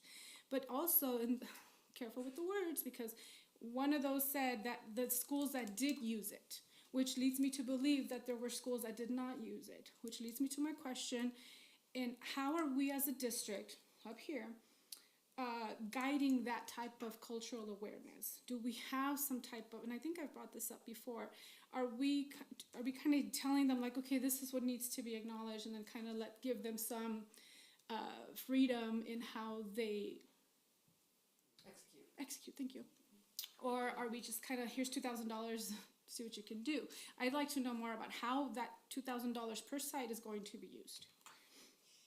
So last year was the first year we had done that, giving sites the allotment and looking to really give them autonomy on how they used it. As we looked at the end of the year and saw that there were some sites that used it all up plus some and some that didn't, we're looking at ways that we can more streamline. Dr. DeGrazia and I were looking at having a paper that said, like, here are the different things you can acknowledge. Dr. Berdian was very gracious in sharing his templates that he used for some social media posts and newsletters that our principals will be able to access. We were talking about having some templates set up in our social media so it's very easy for them to quickly modify and have their own posts, but also I think making it a priority to talk about that at our elementary and secondary principal meetings, because those celebrations often look very different at those different levels, and really maybe collaborating, like, how are you guys using this? What's your plan? For example, I know one of our middle schools was very excited to use it this coming year for like a family night that was maybe sort of like what City of Glendora had done with a cultural festival at one of their like back to school night or open houses. So giving them some creativity, but also more accountability on our side of checking that and saying, we notice you haven't used that yet. What's your plan for it? So yes, improvement, room for improvement. I appreciate that. Is there a place where a parent could go and on the website, and I haven't tested it, I'm asking, where they can find a list of all of these committees that are available for parent participation and their description as to what kind of engagement that requires, what kind of commitment, what exactly does that committee do, so that they can find something that suits them. You know, the PTA, everybody knows about the PTA. We know what we do. We know that we can volunteer a little bit, a lot, you know, be on the board or just be on a committee, or, you know, everyone knows the PTA. But all these other committees, to be honest with you, I didn't really know about them. It's one of those, like, unless you are, you know, that very, very engaged parent, you don't hear about these committees. So it'd be good to maybe, I don't know if it already exists because I haven't looked it up, but maybe consider having easy access, like, let me see how I can get involved, and parents can easily decide how they want to get involved in that way. Does it exist? Yeah, Mrs. Espino had created one of those. I will, Miss Dr. Osborne is graciously taking notes for me to follow up on, so I will follow up with Mrs. Espino and make sure that that's updated on a regular basis It as also well. exists in all of the handbooks for all of the sites. So in all of the handbooks for each one of the sites, it'll talk about all of the committees that are offered at each one of those sites. Thank you. And now they know because they heard it. You referenced the Let's Talk that was implemented on the website. Does anyone have a report on how the usage on that? Is it being used? Is it working as you expected it? Good. You've gotten some email.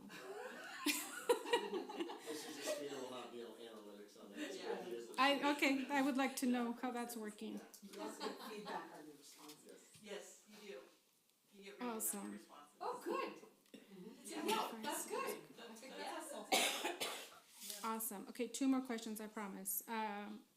Avid, going back to Trustee Merkley's, that number, 100% of Avid students at the high school were accepted to a 4, that is a beautiful stat.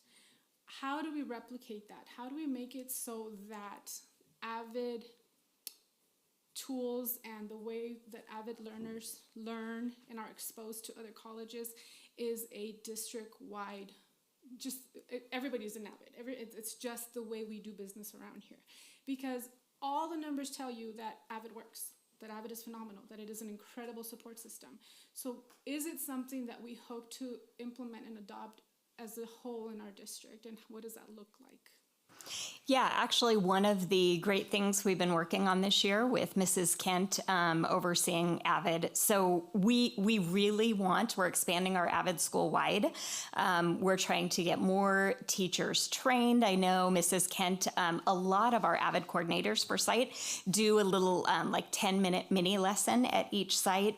I know they have offered also for the AVID coordinator to come in and co-teach during that coordinator period.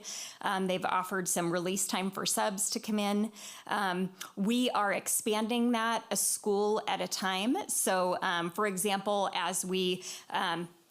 Stanton, they've really been focusing on Eagle time, and as we want to make sure one initiative is successful, you don't want to throw more at them. So they looked at it. We met with some of the staff members, and they had agreed, let's get Eagle time really honed in before we go there. And that may have the same benefits as the AVID program. Absolutely. And this year, Sutherland added in 23-24, and Mrs. Kent really has a focus next year on expanding AVID school-wide.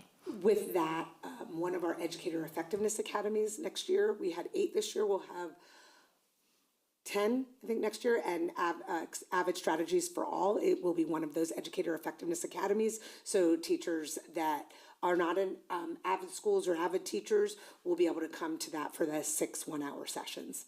And that's something that they choose, like they could Yes, sign up to do. It's not something that's The educator expected to do. effectiveness academies are teacher-focused, teacher choice professional development trainings. They can choose up to 2 academies to complete. Each academy is 6 sessions, 1 hour each, and they get an honorarium paid for out of educator effectiveness grant at the completion of those 6 hours. So it is able to inspire teachers to focus on an area that they have great interest in or feel that they have a need in. Awesome, thank you. Last one. Since it was mentioned in a few of these, a couple of the comments, the Wi-Fi service equipment, was it Wi-Fi or service at GHS that we were going to test out? Is this an appropriate time for me to ask you about that? So the Wi-Fi is very strong at GHS. The Wi-Fi was good in almost all locations. It's the cell, and we have gone to we've been working with Verizon. Mrs. Espino has been very diligent and aggressive in working with them. And since it did not expand services, it wouldn't even connect at GHS as a test pattern. One of our techs is working with Mrs. Norell, who lives nearby, to see if it would connect there, to see what it would expand there, to see if it's actually the device, or if we just need to cut bait, for lack of a better term, and get a refund before the 30 days expires. So they are working on it actively. Mrs. Espino has been working, and Mrs. Norell has graciously offered her home for a testing location.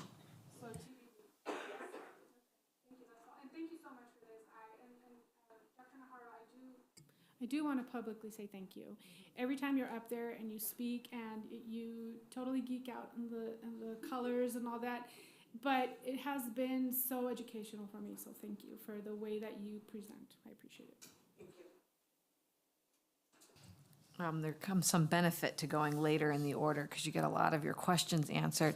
On the LCAP partner meeting professional development goal 1, you have the 37% teacher favorably responded, and then you quoted another number that's not written down here. It was something about 21% teacher,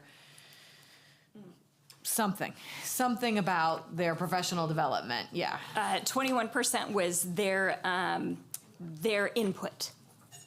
No, I don't understand. So feeling like, so there's 2, they were, one was reflecting on what do they think of the professional development, and Okay. one was the lower was the rating on how do you feel your input is for, how much is your input taken? Okay. And that 20% was, we had tremendous input. Okay. 21%, I believe it was. So 37% and 21% seem like low percentages to me. So I don't know if there's any additional context you'd like to provide. Yes. We, how do I want to, okay. Professional development can be looked at in a variety of ways.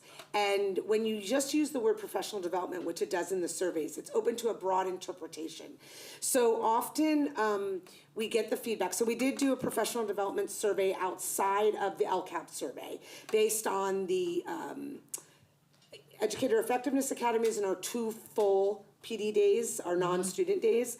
And sometimes the challenge with that is the mixed views of what professional development is, because on those professional development days, sometimes we get the feedback that the teachers want more just quote unquote collaboration and or planning time. So sometimes their answers are less favorable on the PD because they're looking at different avenues, meaning our early outs and our late starts are designed for that collaboration and or planning time, where professional development days and certain meetings are designed in order to provide information and expanding knowledge for our teachers. And sometimes when you ask a teacher just straight on professional development, all of those pieces are lumped in versus just a specific type of professional development. So when they say 21%, it's sometimes because they are expecting something on those professional development days, more like an early out or a late start. So that is something that we've discussed with the principals at length to help set that up so that the expectations and understandings are really clear on the purpose of that. Because professional development encompasses so many different types of learning and working with adult learners. One of the things that research will tell you is autonomy is the utmost importance. However, when you have to focus on goals and closing that equity gap, sometimes it's the job of our district to really say, sometimes they think they know what they need, but we can say this is the area that we really need. Okay. So it's a balancing act of that, being respectful of that choice, and that's why the Educator Effectiveness Academies, Because they're optional. those are optional they're and their choice, self-selected. And we had the survey where we asked what they liked most about the ones we just did and what ones that they wanted to see. And so we were able to keep the ones that we did before and add ones that we did not have. Okay. I lost my train of thought for a second. Okay, so what percentage of our teachers are engaging in those academies? Those academies. We had, oh my gosh, you're going to ask me off the cuff. You can answer me later. I usually know this. We had 8 academies this year, and I don't know the exact number. It was not as large as we wanted. Okay. I believe. There were caps. Well, we never reached a cap. Okay, that's we put good to that know. on there Okay. as their space availability. What happened was we put that out in August. We started those late September, and I will tell you through September and October, I was still getting teachers going, "Oh, I didn't see this," or "I didn't know what it was." Okay. So there was, What was the first year? First year, and a lack of maybe, I don't want to say knowledge, but really a understanding of what it was and what it was going to be. So my anticipation is that the participation will be a lot higher. We had the most academy had 28 participants. Okay. They ranged from one was a lot lower, that was only about 6, but the average was about 20 per academy. Okay. So times 8, 160 of our teachers. Some will repeat though. So half. Some were repeat. Yeah. Okay. So let me ask you this. What I heard you say is teachers would like more planning time and autonomy whenever they can get it. Yes. One thing. The second thing, and I don't know if you can actually tease this apart, is when they're just looking at the topics of professional development, are they responding favorably to those topics of professional development? Like, I understand that it's a huge, thank you for the context. That was helpful, that they would prefer to be spending their time, given any opportunity, they would prefer to have more time to plan or do whatever they would like to do. But the topics that we are saying, this is what's best for you to be learning right now, are they responding favorably to those topics? And I don't have the data in front of me, but we did do a survey for that, which helped give us information for planning for this 24-25. We did do that survey late February, I believe, that was separate from the professional development question in the panorama survey that Dr. Prince was referring to in the LCAP. I just don't have the information. Well, not right contingent on the LCAP, but I would be curious at some point in time to be made aware of what sort of feedback, what that feedback looked like, and what they would like to. I can tell you one of the number one requested, both in that survey and with our meetings with GTA, was behavior support. They have felt like behaviors and respect are an issue, and so behavior support was a big one, and that we completely revamped what we had originally planned for our 2 professional development days next year, and we had a powwow and completely revamped that based on that feedback. Okay. May I? I don't think you can. No? I don't know. No, it's not it's not a community public hearing. Just take notes and send it to us to follow the protocol. Thank you. Quick question, sorry. Do you do something, because it's still on your question, do you do like end of PD day surveys? Like at the end of that day to ask, how did you find the professional development today? This year, we did it after the second PD day. We put both of the PD days on one survey. That's it for me. Thank you. My only addendum to all of that is that if it was left up to me, I wouldn't take the sole responsibility of having a trailer. I think that should be a joint city, school district, emergency response, part of our SRO program.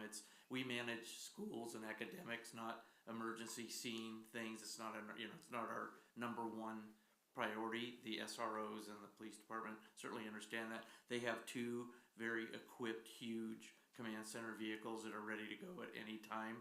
If we had to add, water or something, I just think that's a more collaborative thing than the school district trying to figure out how to have a trailer and who's going to drive it there and what, we're busy in those kinds of things. So that's the only thing I would add to that, just to be able to job that out to the experts in responding to those kinds of crisis scenes, and then at some point in time taking over management of that collaboratively with them. But I would prefer us to stay focused on, the educational part of it if we could. Thank you. Any other comments from the board?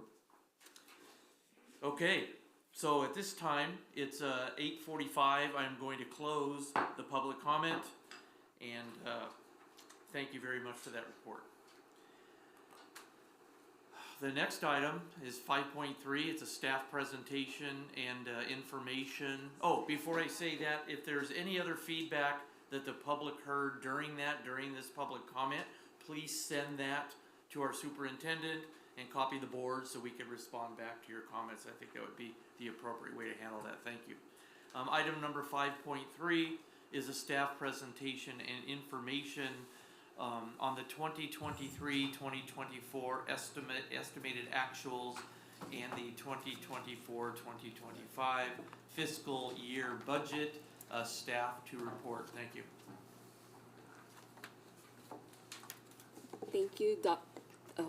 Thank you, President Clifford, and good evening, esteemed board members, Dr. DeGracia, cabinet, and distinguished guests. So we're here today to talk about our proposed budget and also talk about our estimated actuals and where we ended and what our 2024-25 budget looks like.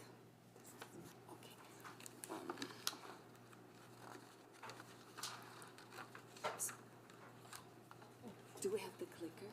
Sorry.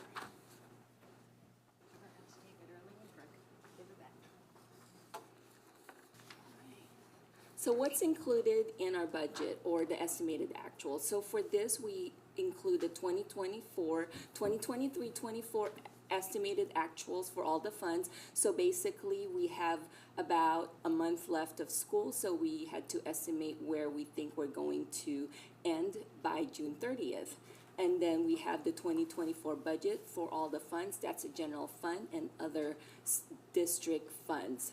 We also include the multi-year projections, which is required, we are required to have it for 3 years, 2024-25, 2025-26, and 2026-27. And the multi-year projection, it's only for the general fund. Our final budget to this is due to the state by June 30th. We base our budget based on the governor's May revise, and the state has to pass their budget by June 15th, and I'm happy to say that they passed last Thursday. And there weren't a lot of modifications that we had to do. Usually, if there's anything huge that affects our budget, we would have to do a modification during the 45-day budget revision window.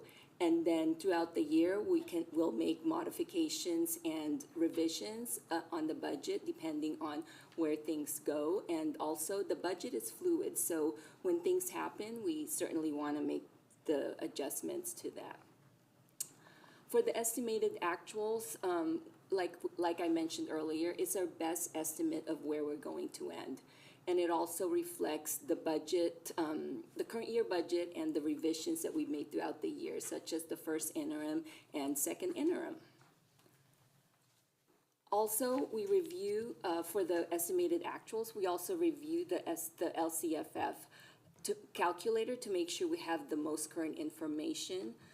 We review the categorical programs, grants, other revenues, the expense accounts, and of course, the other funds that make up all of our funds. For the estimated actuals, we have, during the second interim, we projected a net loss of 2.6 million. We are estimating to end the year on not a loss, but a profit of 3,065,471. So we have a gain of 389,724. As far as our ending fund balance goes, for the general fund, restricted is 18,362,966, and we have unassigned and assigned at 14,100,815. And then our total general fund ending fund balance is 32.4 million. Other things we considered, of course, is our ADA. As we stated earlier in the other presentation, we based our ADA on the computed average based on prior 3 years ADA. So for 22-23, we have our ADA was 6,135.68. 2021-22 is 6,422.24, and then 2020-21 was 6,863.92, and our average is 6,473.95. Our big year of 2020-21, the 6,863 will now be falling off. So we will be seeing some quite significant decrease in our LCFF funding. Couple that with a declining enrollment for our district. And then our 2024 funded ADA is 6,163.11 compared to what we are funded for 23-24, which is 6,473.25. So we're looking at about 310 ADA, 310 in the difference. And if we took a look at it, each ADA is roughly on an average a little over $10,000. So 10,000 times the 310 on the declining enrollment alone, that's what we are losing in funding. I'd like to turn it over to Mrs. Medina to talk about the state budget outlook, because it's really important to understand what the state budget is looking like, because 85% of our funding comes from the state. Mrs. Medina?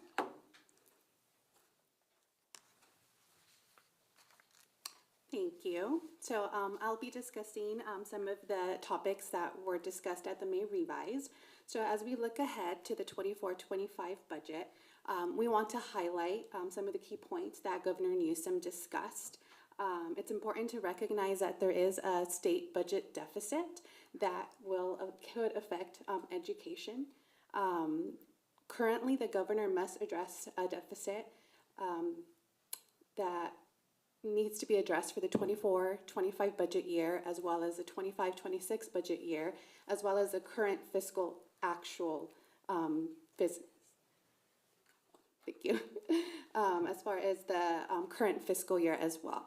So despite the significant proposed spending cuts to the state budget, there are currently no cuts to education. But in order to do so, he is proposing to deplete the Prop 98 rainy day fund.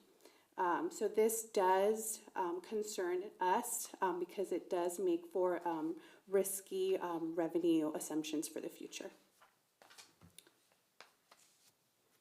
Okay, so here I'm going to go over the COLA. So this graph illustrates the evolution of our revenue assumptions over the past 3 multi-year projections. So as you can see, during first interim for the 24-25 budget year, we originally made revenue projections with a 3.94 COLA. By second interim, we had to make adjustments with a COLA of 0.76%. And now it's been revised to a 1.07% COLA.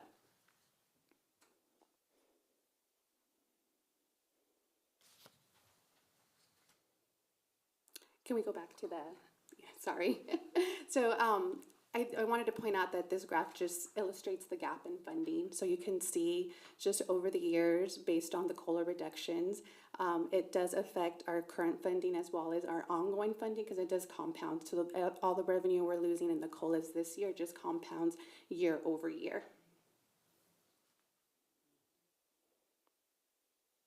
So in addition to the LCFF projections, we wanted to highlight some of the Proposition 98 risks.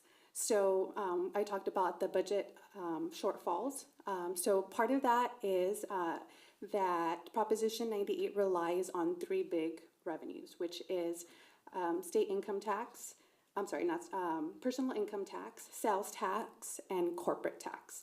So because in the 2022 year, we had a major shortfall on personal income tax. So that's part of the reason that Proposition 98 in the current state budget shortfalls is affected, because there were revenue assumptions that were made before those actual revenues came in, and those revenue projections were multi-billion-dollar reductions, which is why the governor's possibly proposing to deplete the Proposition 98 rainy day fund.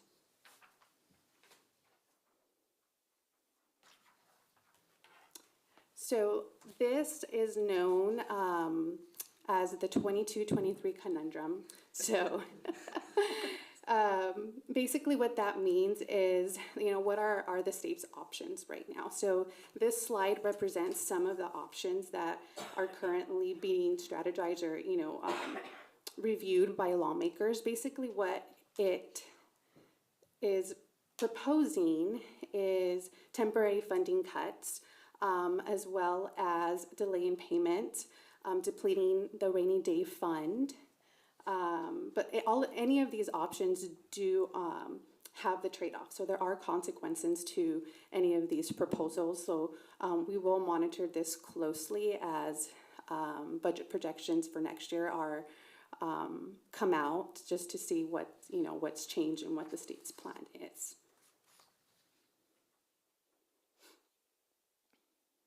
Next, we're going to be exploring our enrollment trends. So as you can see, and as Dr. DeGracio pointed out, that it's not just a Glendora problem, it's a California state problem. So as you can see by this graph, in 1819, we had about 6.2 million students. And then by 2023, it was 5.9 million students. So that's a loss of 5.4%.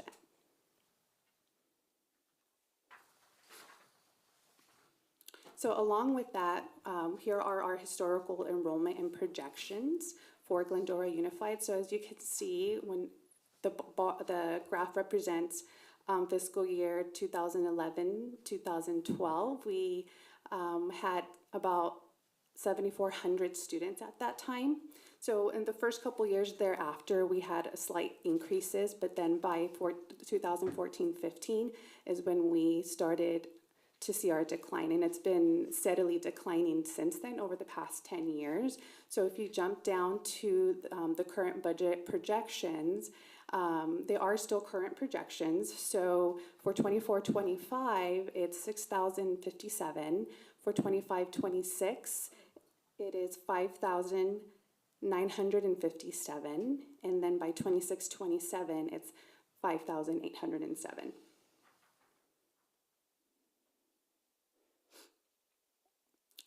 So this slide illustrates the ADA that aligns with those enrollment projections. So as well as our declining enrollment, and as Ms. Walczak presented in her previous slide, our highest ADA projections from the average, the 2020-2021 will fall off, so that will affect our ADA going forward, which will be significant decline in revenue. So if you look at our projections for 24-25, currently we're projecting that our ADA will be 6,163. For 25-26 will be 5,900, and then by 26-27, 5,721.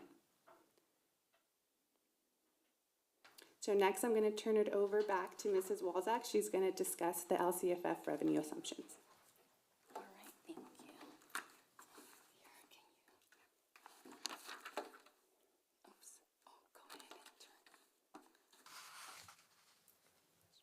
So for our revenue assumptions for LCFF, we're using the 3-year average. So for 2024-25, projected budget prior year enrollment is 6,335, 25-26, 6,057, and 26-27 is 5,900. Oh, I'm sorry. That's the beginning, but the projected is 6,057, 5,957, and 5,819 for the 26-27 projected budget year. For our ADA, and our actual ADA projected for 2024-25 is 5,649.10. 25-26 is 5,615.67, and 26-27, 5,544.14. However, due to the 3 prior year average ADA were slightly higher for all of those years. So for example, 2024-25 were funded at 6,163.11, 25-26, 5,900.04, and 26-27, 5,721.34. COLA for those 3 years are 1.07, 2.93, and 3.08. And most likely those projected COLA will most likely change. So in January, when we hear the projected budget, we can see where those land. Some of the other state revenue assumptions are the lottery and the mandated block grants. So for the lottery, it's $177 per ADA for all 3 years. The restricted lottery is $72 per ADA for all 3 years. Same with the mandated block grant. So we have grades K through 8 of $38.21 for all 3 years, and grades 9 through 12 of $73.62. Some of the expenditure assumptions we used related to our statutory benefits. For certificated, STIRS rate has remained consistent at 19.1%. Medicare rate 1.45%. State unemployment is 0.05%. Workers' comp, we had a slight increase this year from 1.2% last year to this year and the next 2 years at 1.406%. We have a total certificated statutory benefits of 22.01% for the next 3 years. As far as classified, why is there two? Did you turn it on? Oopsie. Okay, no, right there. Classified, can you move the, yes. Okay, classified statutory benefits, our PERS rate continued to increase. We have 27.05, 27.6, and 28%. Social Security, it's still 6.2, Medicare is still 1.45, and state unemployment 0.05%. Workers' comp, same as the certificated, which is 1.406. Total classified statutory benefits is 36.16, 36.71, and 37.11 in comparison to our certificated. For our federal revenues, what we included in our federal revenues for our budget year are those different things. So we have ESSER has to be fully expended by September 30, 2024. So that's pretty much have fallen off. So we have leftover of 109,779, which we have a plan to spend those funds by September 30th. Other things that I'm just gonna pick a couple. Title II, we have 140,000, and then Title III, English learner at 113. So total federal revenue included in our general fund for the 24-25 budget year is $2.8 million. Next are the state revenue. So the total state revenue included is $4,310,264. We estimated our state restricted lottery to be about 400,000. Our estimated ELOP or Expanded Learning Opportunity Program revenue for the 24-25 is $1.8 million, and we have other special ed revenue from the state. Our total state revenue, like I said, is $4.3 million. Next is our local revenue. Part of our local revenue is our special ed funding, which is the AB 602, and that is run through our SELPA. For 24-25, we included in our budget for $5.2 million. We have the CalShape grant, CalShape HVAC and plumbing grant of $1.5 million, and those projects are going on, and we're about to go out for bid for our plumbing CalShape project. And then we have then we have the positive attendance grant, the safety grant, and the total for this grant is $7.5 million for state. So what's included in our 24-25 proposed budget? The LCFF, we use the May revised assumptions, which is the method 3, the 3-year average. We include the special education funding, the AB 602 model, and then categorical programs, which we apply COLA. We also include revenues for ELOP, Learning Recovery Block Grants, Arts, Music, and Instructional Materials, which is AMIM, Prop 28, and Educator Effectiveness Block Grant, as well as our CalShape Ventilation and Plumbing Phase 1. On the expenditure side, we include the step and column adjustments in salary, which is 1.1 and 1.2%. Rate changes in retirement, nothing for PERS or for STIRS, which is still at 19.1, and then a slight increase for PERS from 26.68 to 27.05, which is an increase of 0.37%. And as I mentioned earlier, we included the CalShape project, and then we also included the kitchen the freezer project for our cafeteria special revenue fund, which is Fund 13, and that is as well. They will be using Fund 13 as well as a grant from the state called Kitchen Infrastructure Grant, and that's how the freezer project will be funded. And then we also added some projected expenditures using the Fund 25 or Capital Facilities Fund. So on the general fund, the projected unrestricted general fund balance, we broke it out by the 3 years, which coincides with our multi-year projection. So let's just look at the 24-25. We started with a beginning balance of 4.1 million.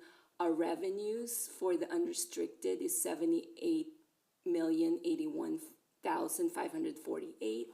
Expenditures totaled $67,206.347. And then we have the contribution to special ed and routine restricted maintenance, which is a requirement for us to contribute at least 3% of the total general fund expenditures to RRMA, and that total is 15.8 million. So we had a deficit of 4.9 million, bringing our ending fund balance of 9,108,131. So I'm just going to talk about the 25-26 projected budget. We begin with our ending fund balance from 24-25 at 25-26. That's a 9.1. Unrestricted revenues is 76.2 million. Expenditures at 65 million. Contributions to SPED and routine restricted maintenance is 15.7. Transfers from Fund 17 of 5 million. And then we have a little surplus of 99,259.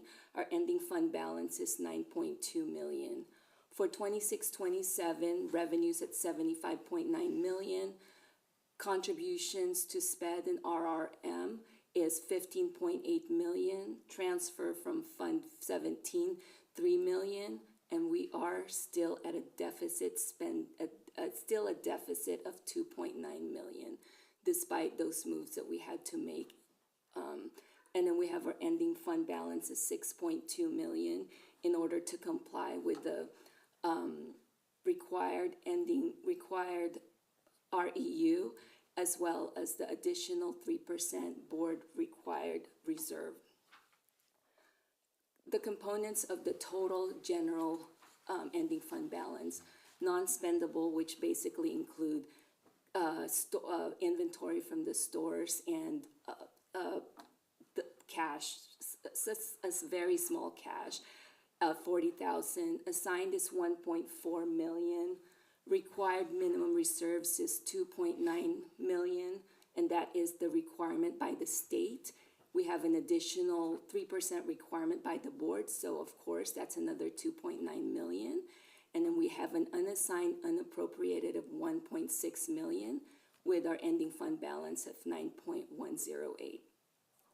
Our projected ending fund balance for 2025-26 is the 9.2, and again for 26-27 is the 6.2. We just wanted to break it down and show the different components that make up the unrestricted ending general fund balance. Some of our other districts funds, we have Fund 11, which ended at 582,410. We have the cafeteria fund, which ended at 1.1 million. The deferred maintenance fund, 161,000. And basically for that, we're projecting that we are putting in $400,000, and usually whatever we put in and contribute is what we use for the different deferred maintenance that we have to do. And then for the Fund 25, we have 4.4 million, and then we're ending at 3.2 million based on some of the projected expenditures that we included.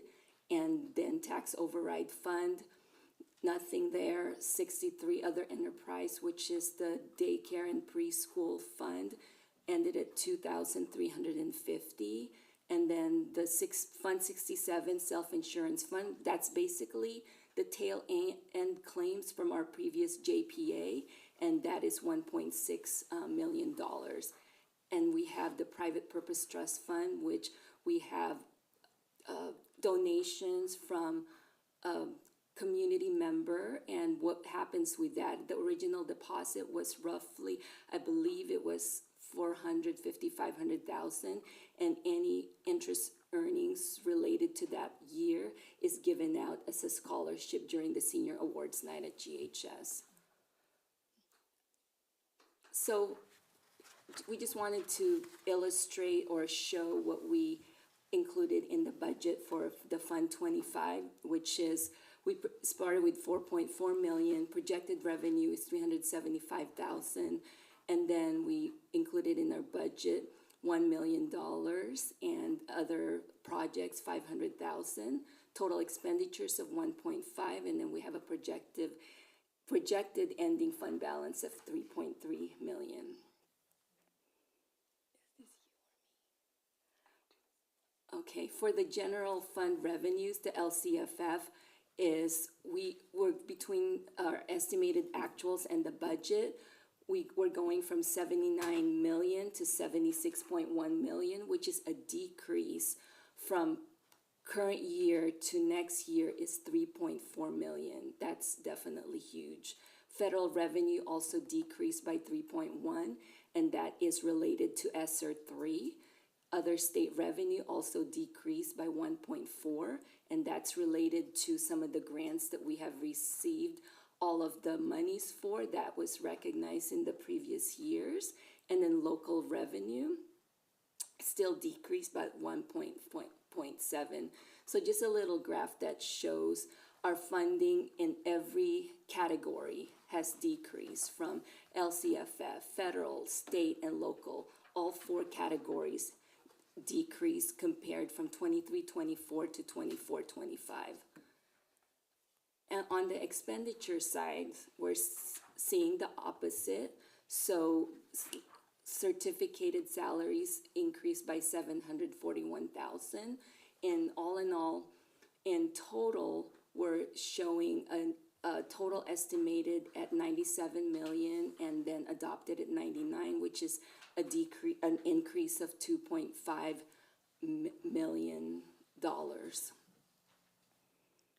Again, on this graph, it shows the increase on the comparison, the blue being 23-24, and then the orange being 24-25. And then I'm going to turn it over to Mrs. Medina to talk about the multi-year projection assumptions.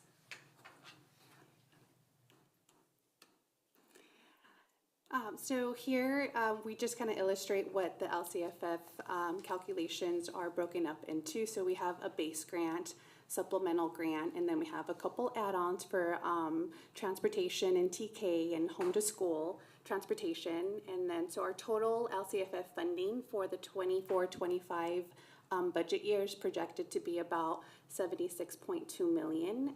For 25-26, it's projected to be 74.5 million, so that you can see that there's a decrease of almost $2 million by 25-26, and then 26-27 it's $74.2 million in LCFF funding. So next steps, the board is to take action and approve the budget on June 20th. Then we will submit our adopted budget to LACO by June 30th. We'll review the state enacted budget after July 1 to make sure any changes, but as Jeanette discussed, the budget was passed. And then if any necessary budgets needed to be made, we would have utilized the 40-day revision period to make any adjustments. So thank you, and now we'll open it up to any questions. Thank you very much, I appreciate that. That was a lot of stuff, but it was duly noted. The public hearing is now open at 9:17 for the 2023-24 estimated actuals and the 2024-2025 fiscal year budget. Are there any public comments regarding this hearing? Noting no one's in the room, I will assume there's no public comments. If anyone does have any comments that is watching this or thinks about it later, please email them to the superintendent and copy the board, and we'll respond to you later with that. I would like to turn to my peers on the Board of Education. Are there any comments? And we'll start this time with, yes, with Ms. Reuter. Thank you. I have a question about Fund 25, the Capital Facilities Fund. You've got the total projected expenditures of $1.5 million, and then a projected ending fund balance of $3.32 million. And I'm just wondering, why are we, or are there other projects? What are we saving up for? Why are we holding on to so much if we have a lot of capital needs? So we are currently in the process of doing a facilities needs assessment. So during that time, once we receive the report, they will be providing us a detailed report of the priorities that we need to, that our district needs to do. So at that time, we'll definitely have the discussion and take a look and see what the priorities are and get those taken care of. Okay, 3.3, that's pretty good. Okay, that's really my biggest question. Thank you. Trustee Garcia? I do have a question. Okay. I have a question about the capital facilities fund, which you answered.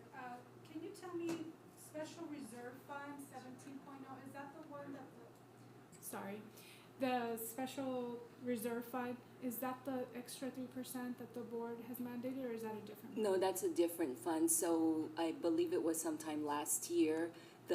We had a government where basically you can't keep a certain amount of reserve, so you have to do I don't want to say set aside. You basically have to commit those funds and let the public know what those funds will be used for. Mm-hmm. So that's what that's for.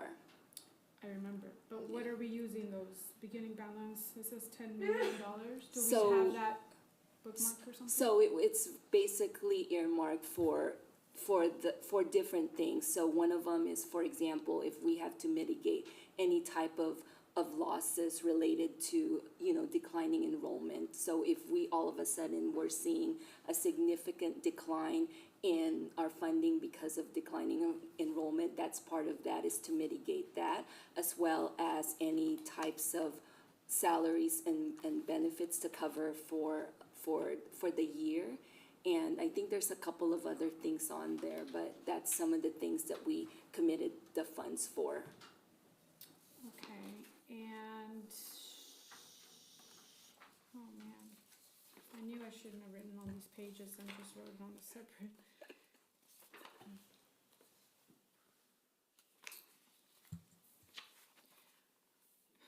Do you have something? Oh, Go ahead. I just want to point out that our budget is $97 million.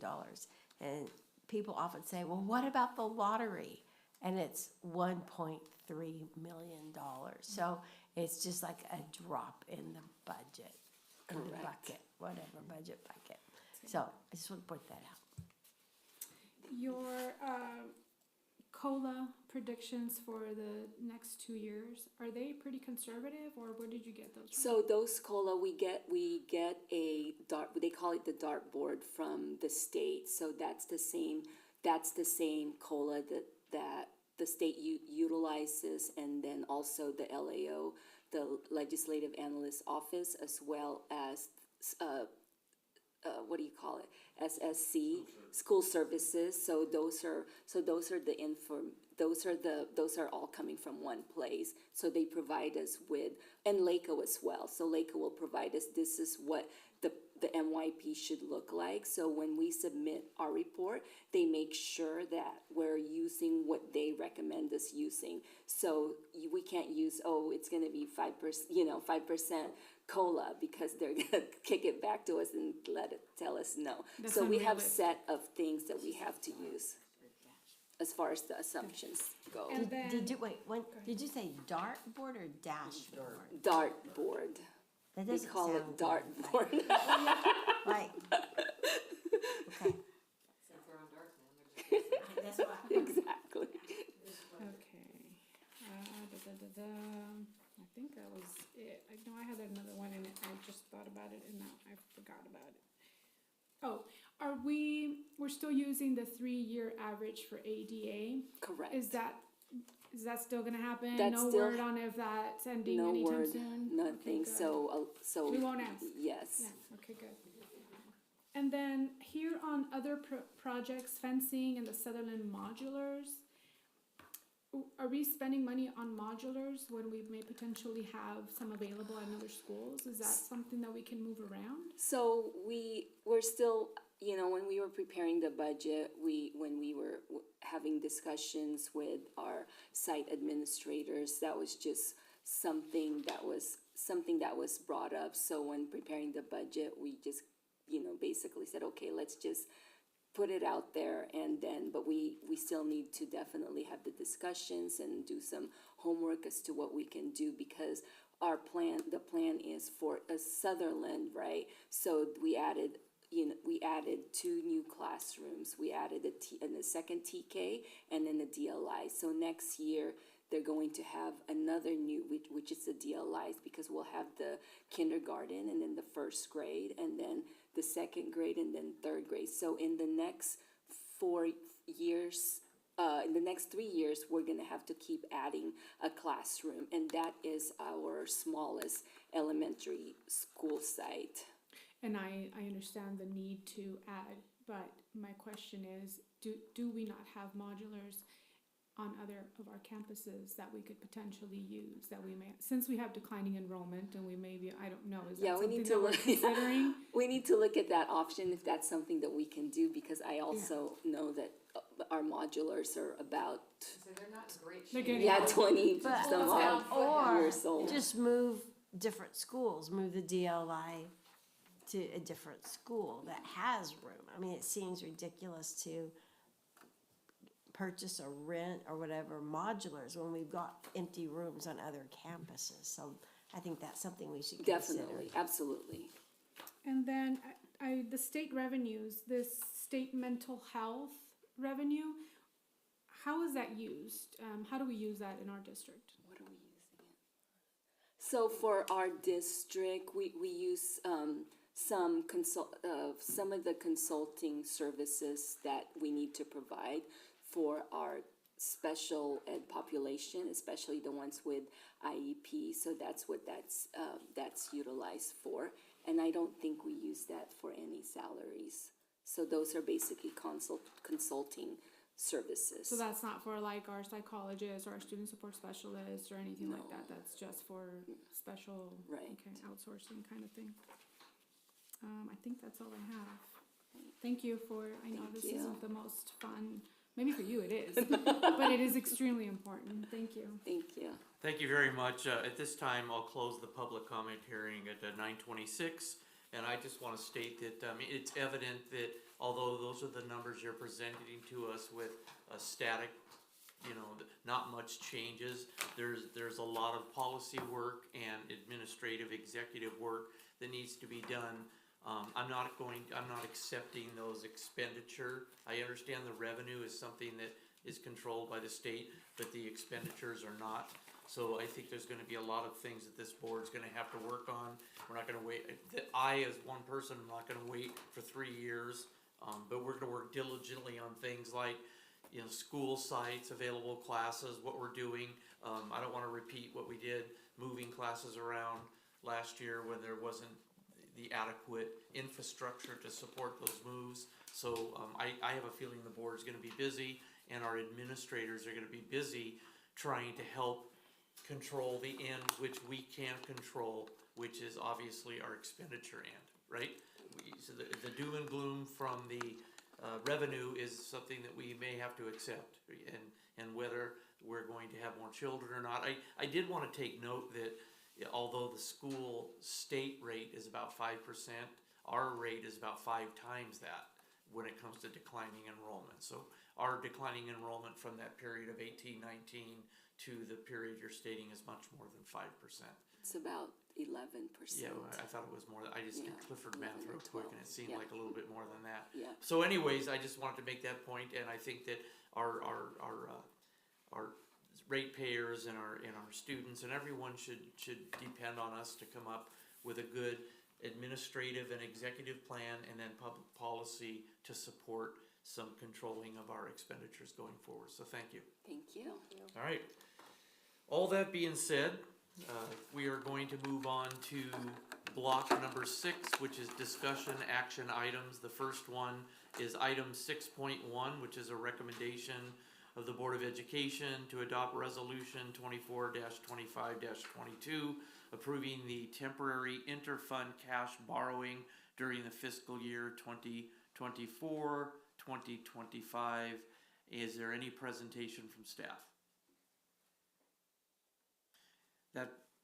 No, that's fine. That being said, I am going to ask, is there any questions from the board, or is there a motion to approve this? I move approval. Second. We have a motion and a second. Any further discussion? All those in favor? Aye. Any opposition? There you go. We'll move on to item 6.2, which is a recommendation that the Board of Education adopt resolution 24-25-23, approving the annual delegation of administrative authority to process routine budget revisions, adjustments, and transfers from the 2024-2025 fiscal year. Is there any report from staff? None? Any discussion from the board? Move approval. Move approval. Is there a second? I'll second. All those in favor? Aye. Any opposition? Thank you very much. That moves on to 6.3, which is a recommendation that the Board of Education adopt resolution 24-25-24, authorizing the cash transfers between funds for the 2024-2025 fiscal year. Is there any presentation from staff? No. No presentation. Do I have a move for moving forward? Move approval. Move approval and a second. Any further discussion? All those in favor? Aye. Any opposition? Thank you very much. That moves us on to 6.4, which is recommendation that the Board of Education adopt resolution 24-25-25, borrowing, approving temporary transfers from the school pool fund maintained by the Los Angeles County Treasurer. Is there any report from staff? I would just say it's pools, not like Pool. not the swimming pool. Yeah. Okay, Yeah. we're not taking any money away from the swimming pool, people. These are special funds. I'm just Very clarifying. good. No diving board included. That's right. Maybe. Okay, any further discussion? I would just want to say that these items that we're moving through right now are items that we have every single year. These are standard annual action items, and I move approval. Move approval and a second? Second. Any further discussion? All those in favor? Aye. Any opposition? Thank you. That moves us to 6.5, which is an approval for the declaration of indefinite salaries for the unrepresented employee salaries for 2024-2025. Dr. DeGrazia, do you have anything to say about this phrase indefinite salaries for us? No, it's always a unique term, that's for sure. But this is an annual request and allows us to have any retroactivity in payment for unrepresented employees such as management or confidential employees in the future, for the future year. Thank you. Any further discussion from the board? Is there a motion for approval? Is there a second? Any further discussion? All those in favor? Aye. Any opposition? Thank you very much. Who seconded it? I'm sorry. I didn't hear who seconded it. I think I motion Item 6.6 is to approve or ratify DC Architects' proposal for architectural and engineering services for the central kitchen freezer as presented. Anything from staff? So this is part of our presentation where the central kitchen freezer has been out for almost a year now. So we have a portable freezer located at Williams, and what we are doing is we are relocating the freezer from what is currently are broken in the maintenance yard into the central kitchen right here by Sellers. And we have to hire an architect to do the plan and all of that stuff. And we are going to be using Fund 13, which is the special cafeteria special revenue fund. And they also received some grant funding, which is called kitchen infrastructure funding from the state, which will pay for all of the architects and additional things that we need to order to make this happen. Thank you. Anything further from staff? Any discussion from the board? Wait, I have a quick question. Did you say we're getting a new freezer or we're moving a freezer from? We're getting a new Yeah. freezer? Yes. Okay, I thought. Moving the location. Yeah, okay. Okay, there's an approval. Is there a second? Is there any further discussion from the board? All those in favor? Aye. Is there any opposition? Thank you.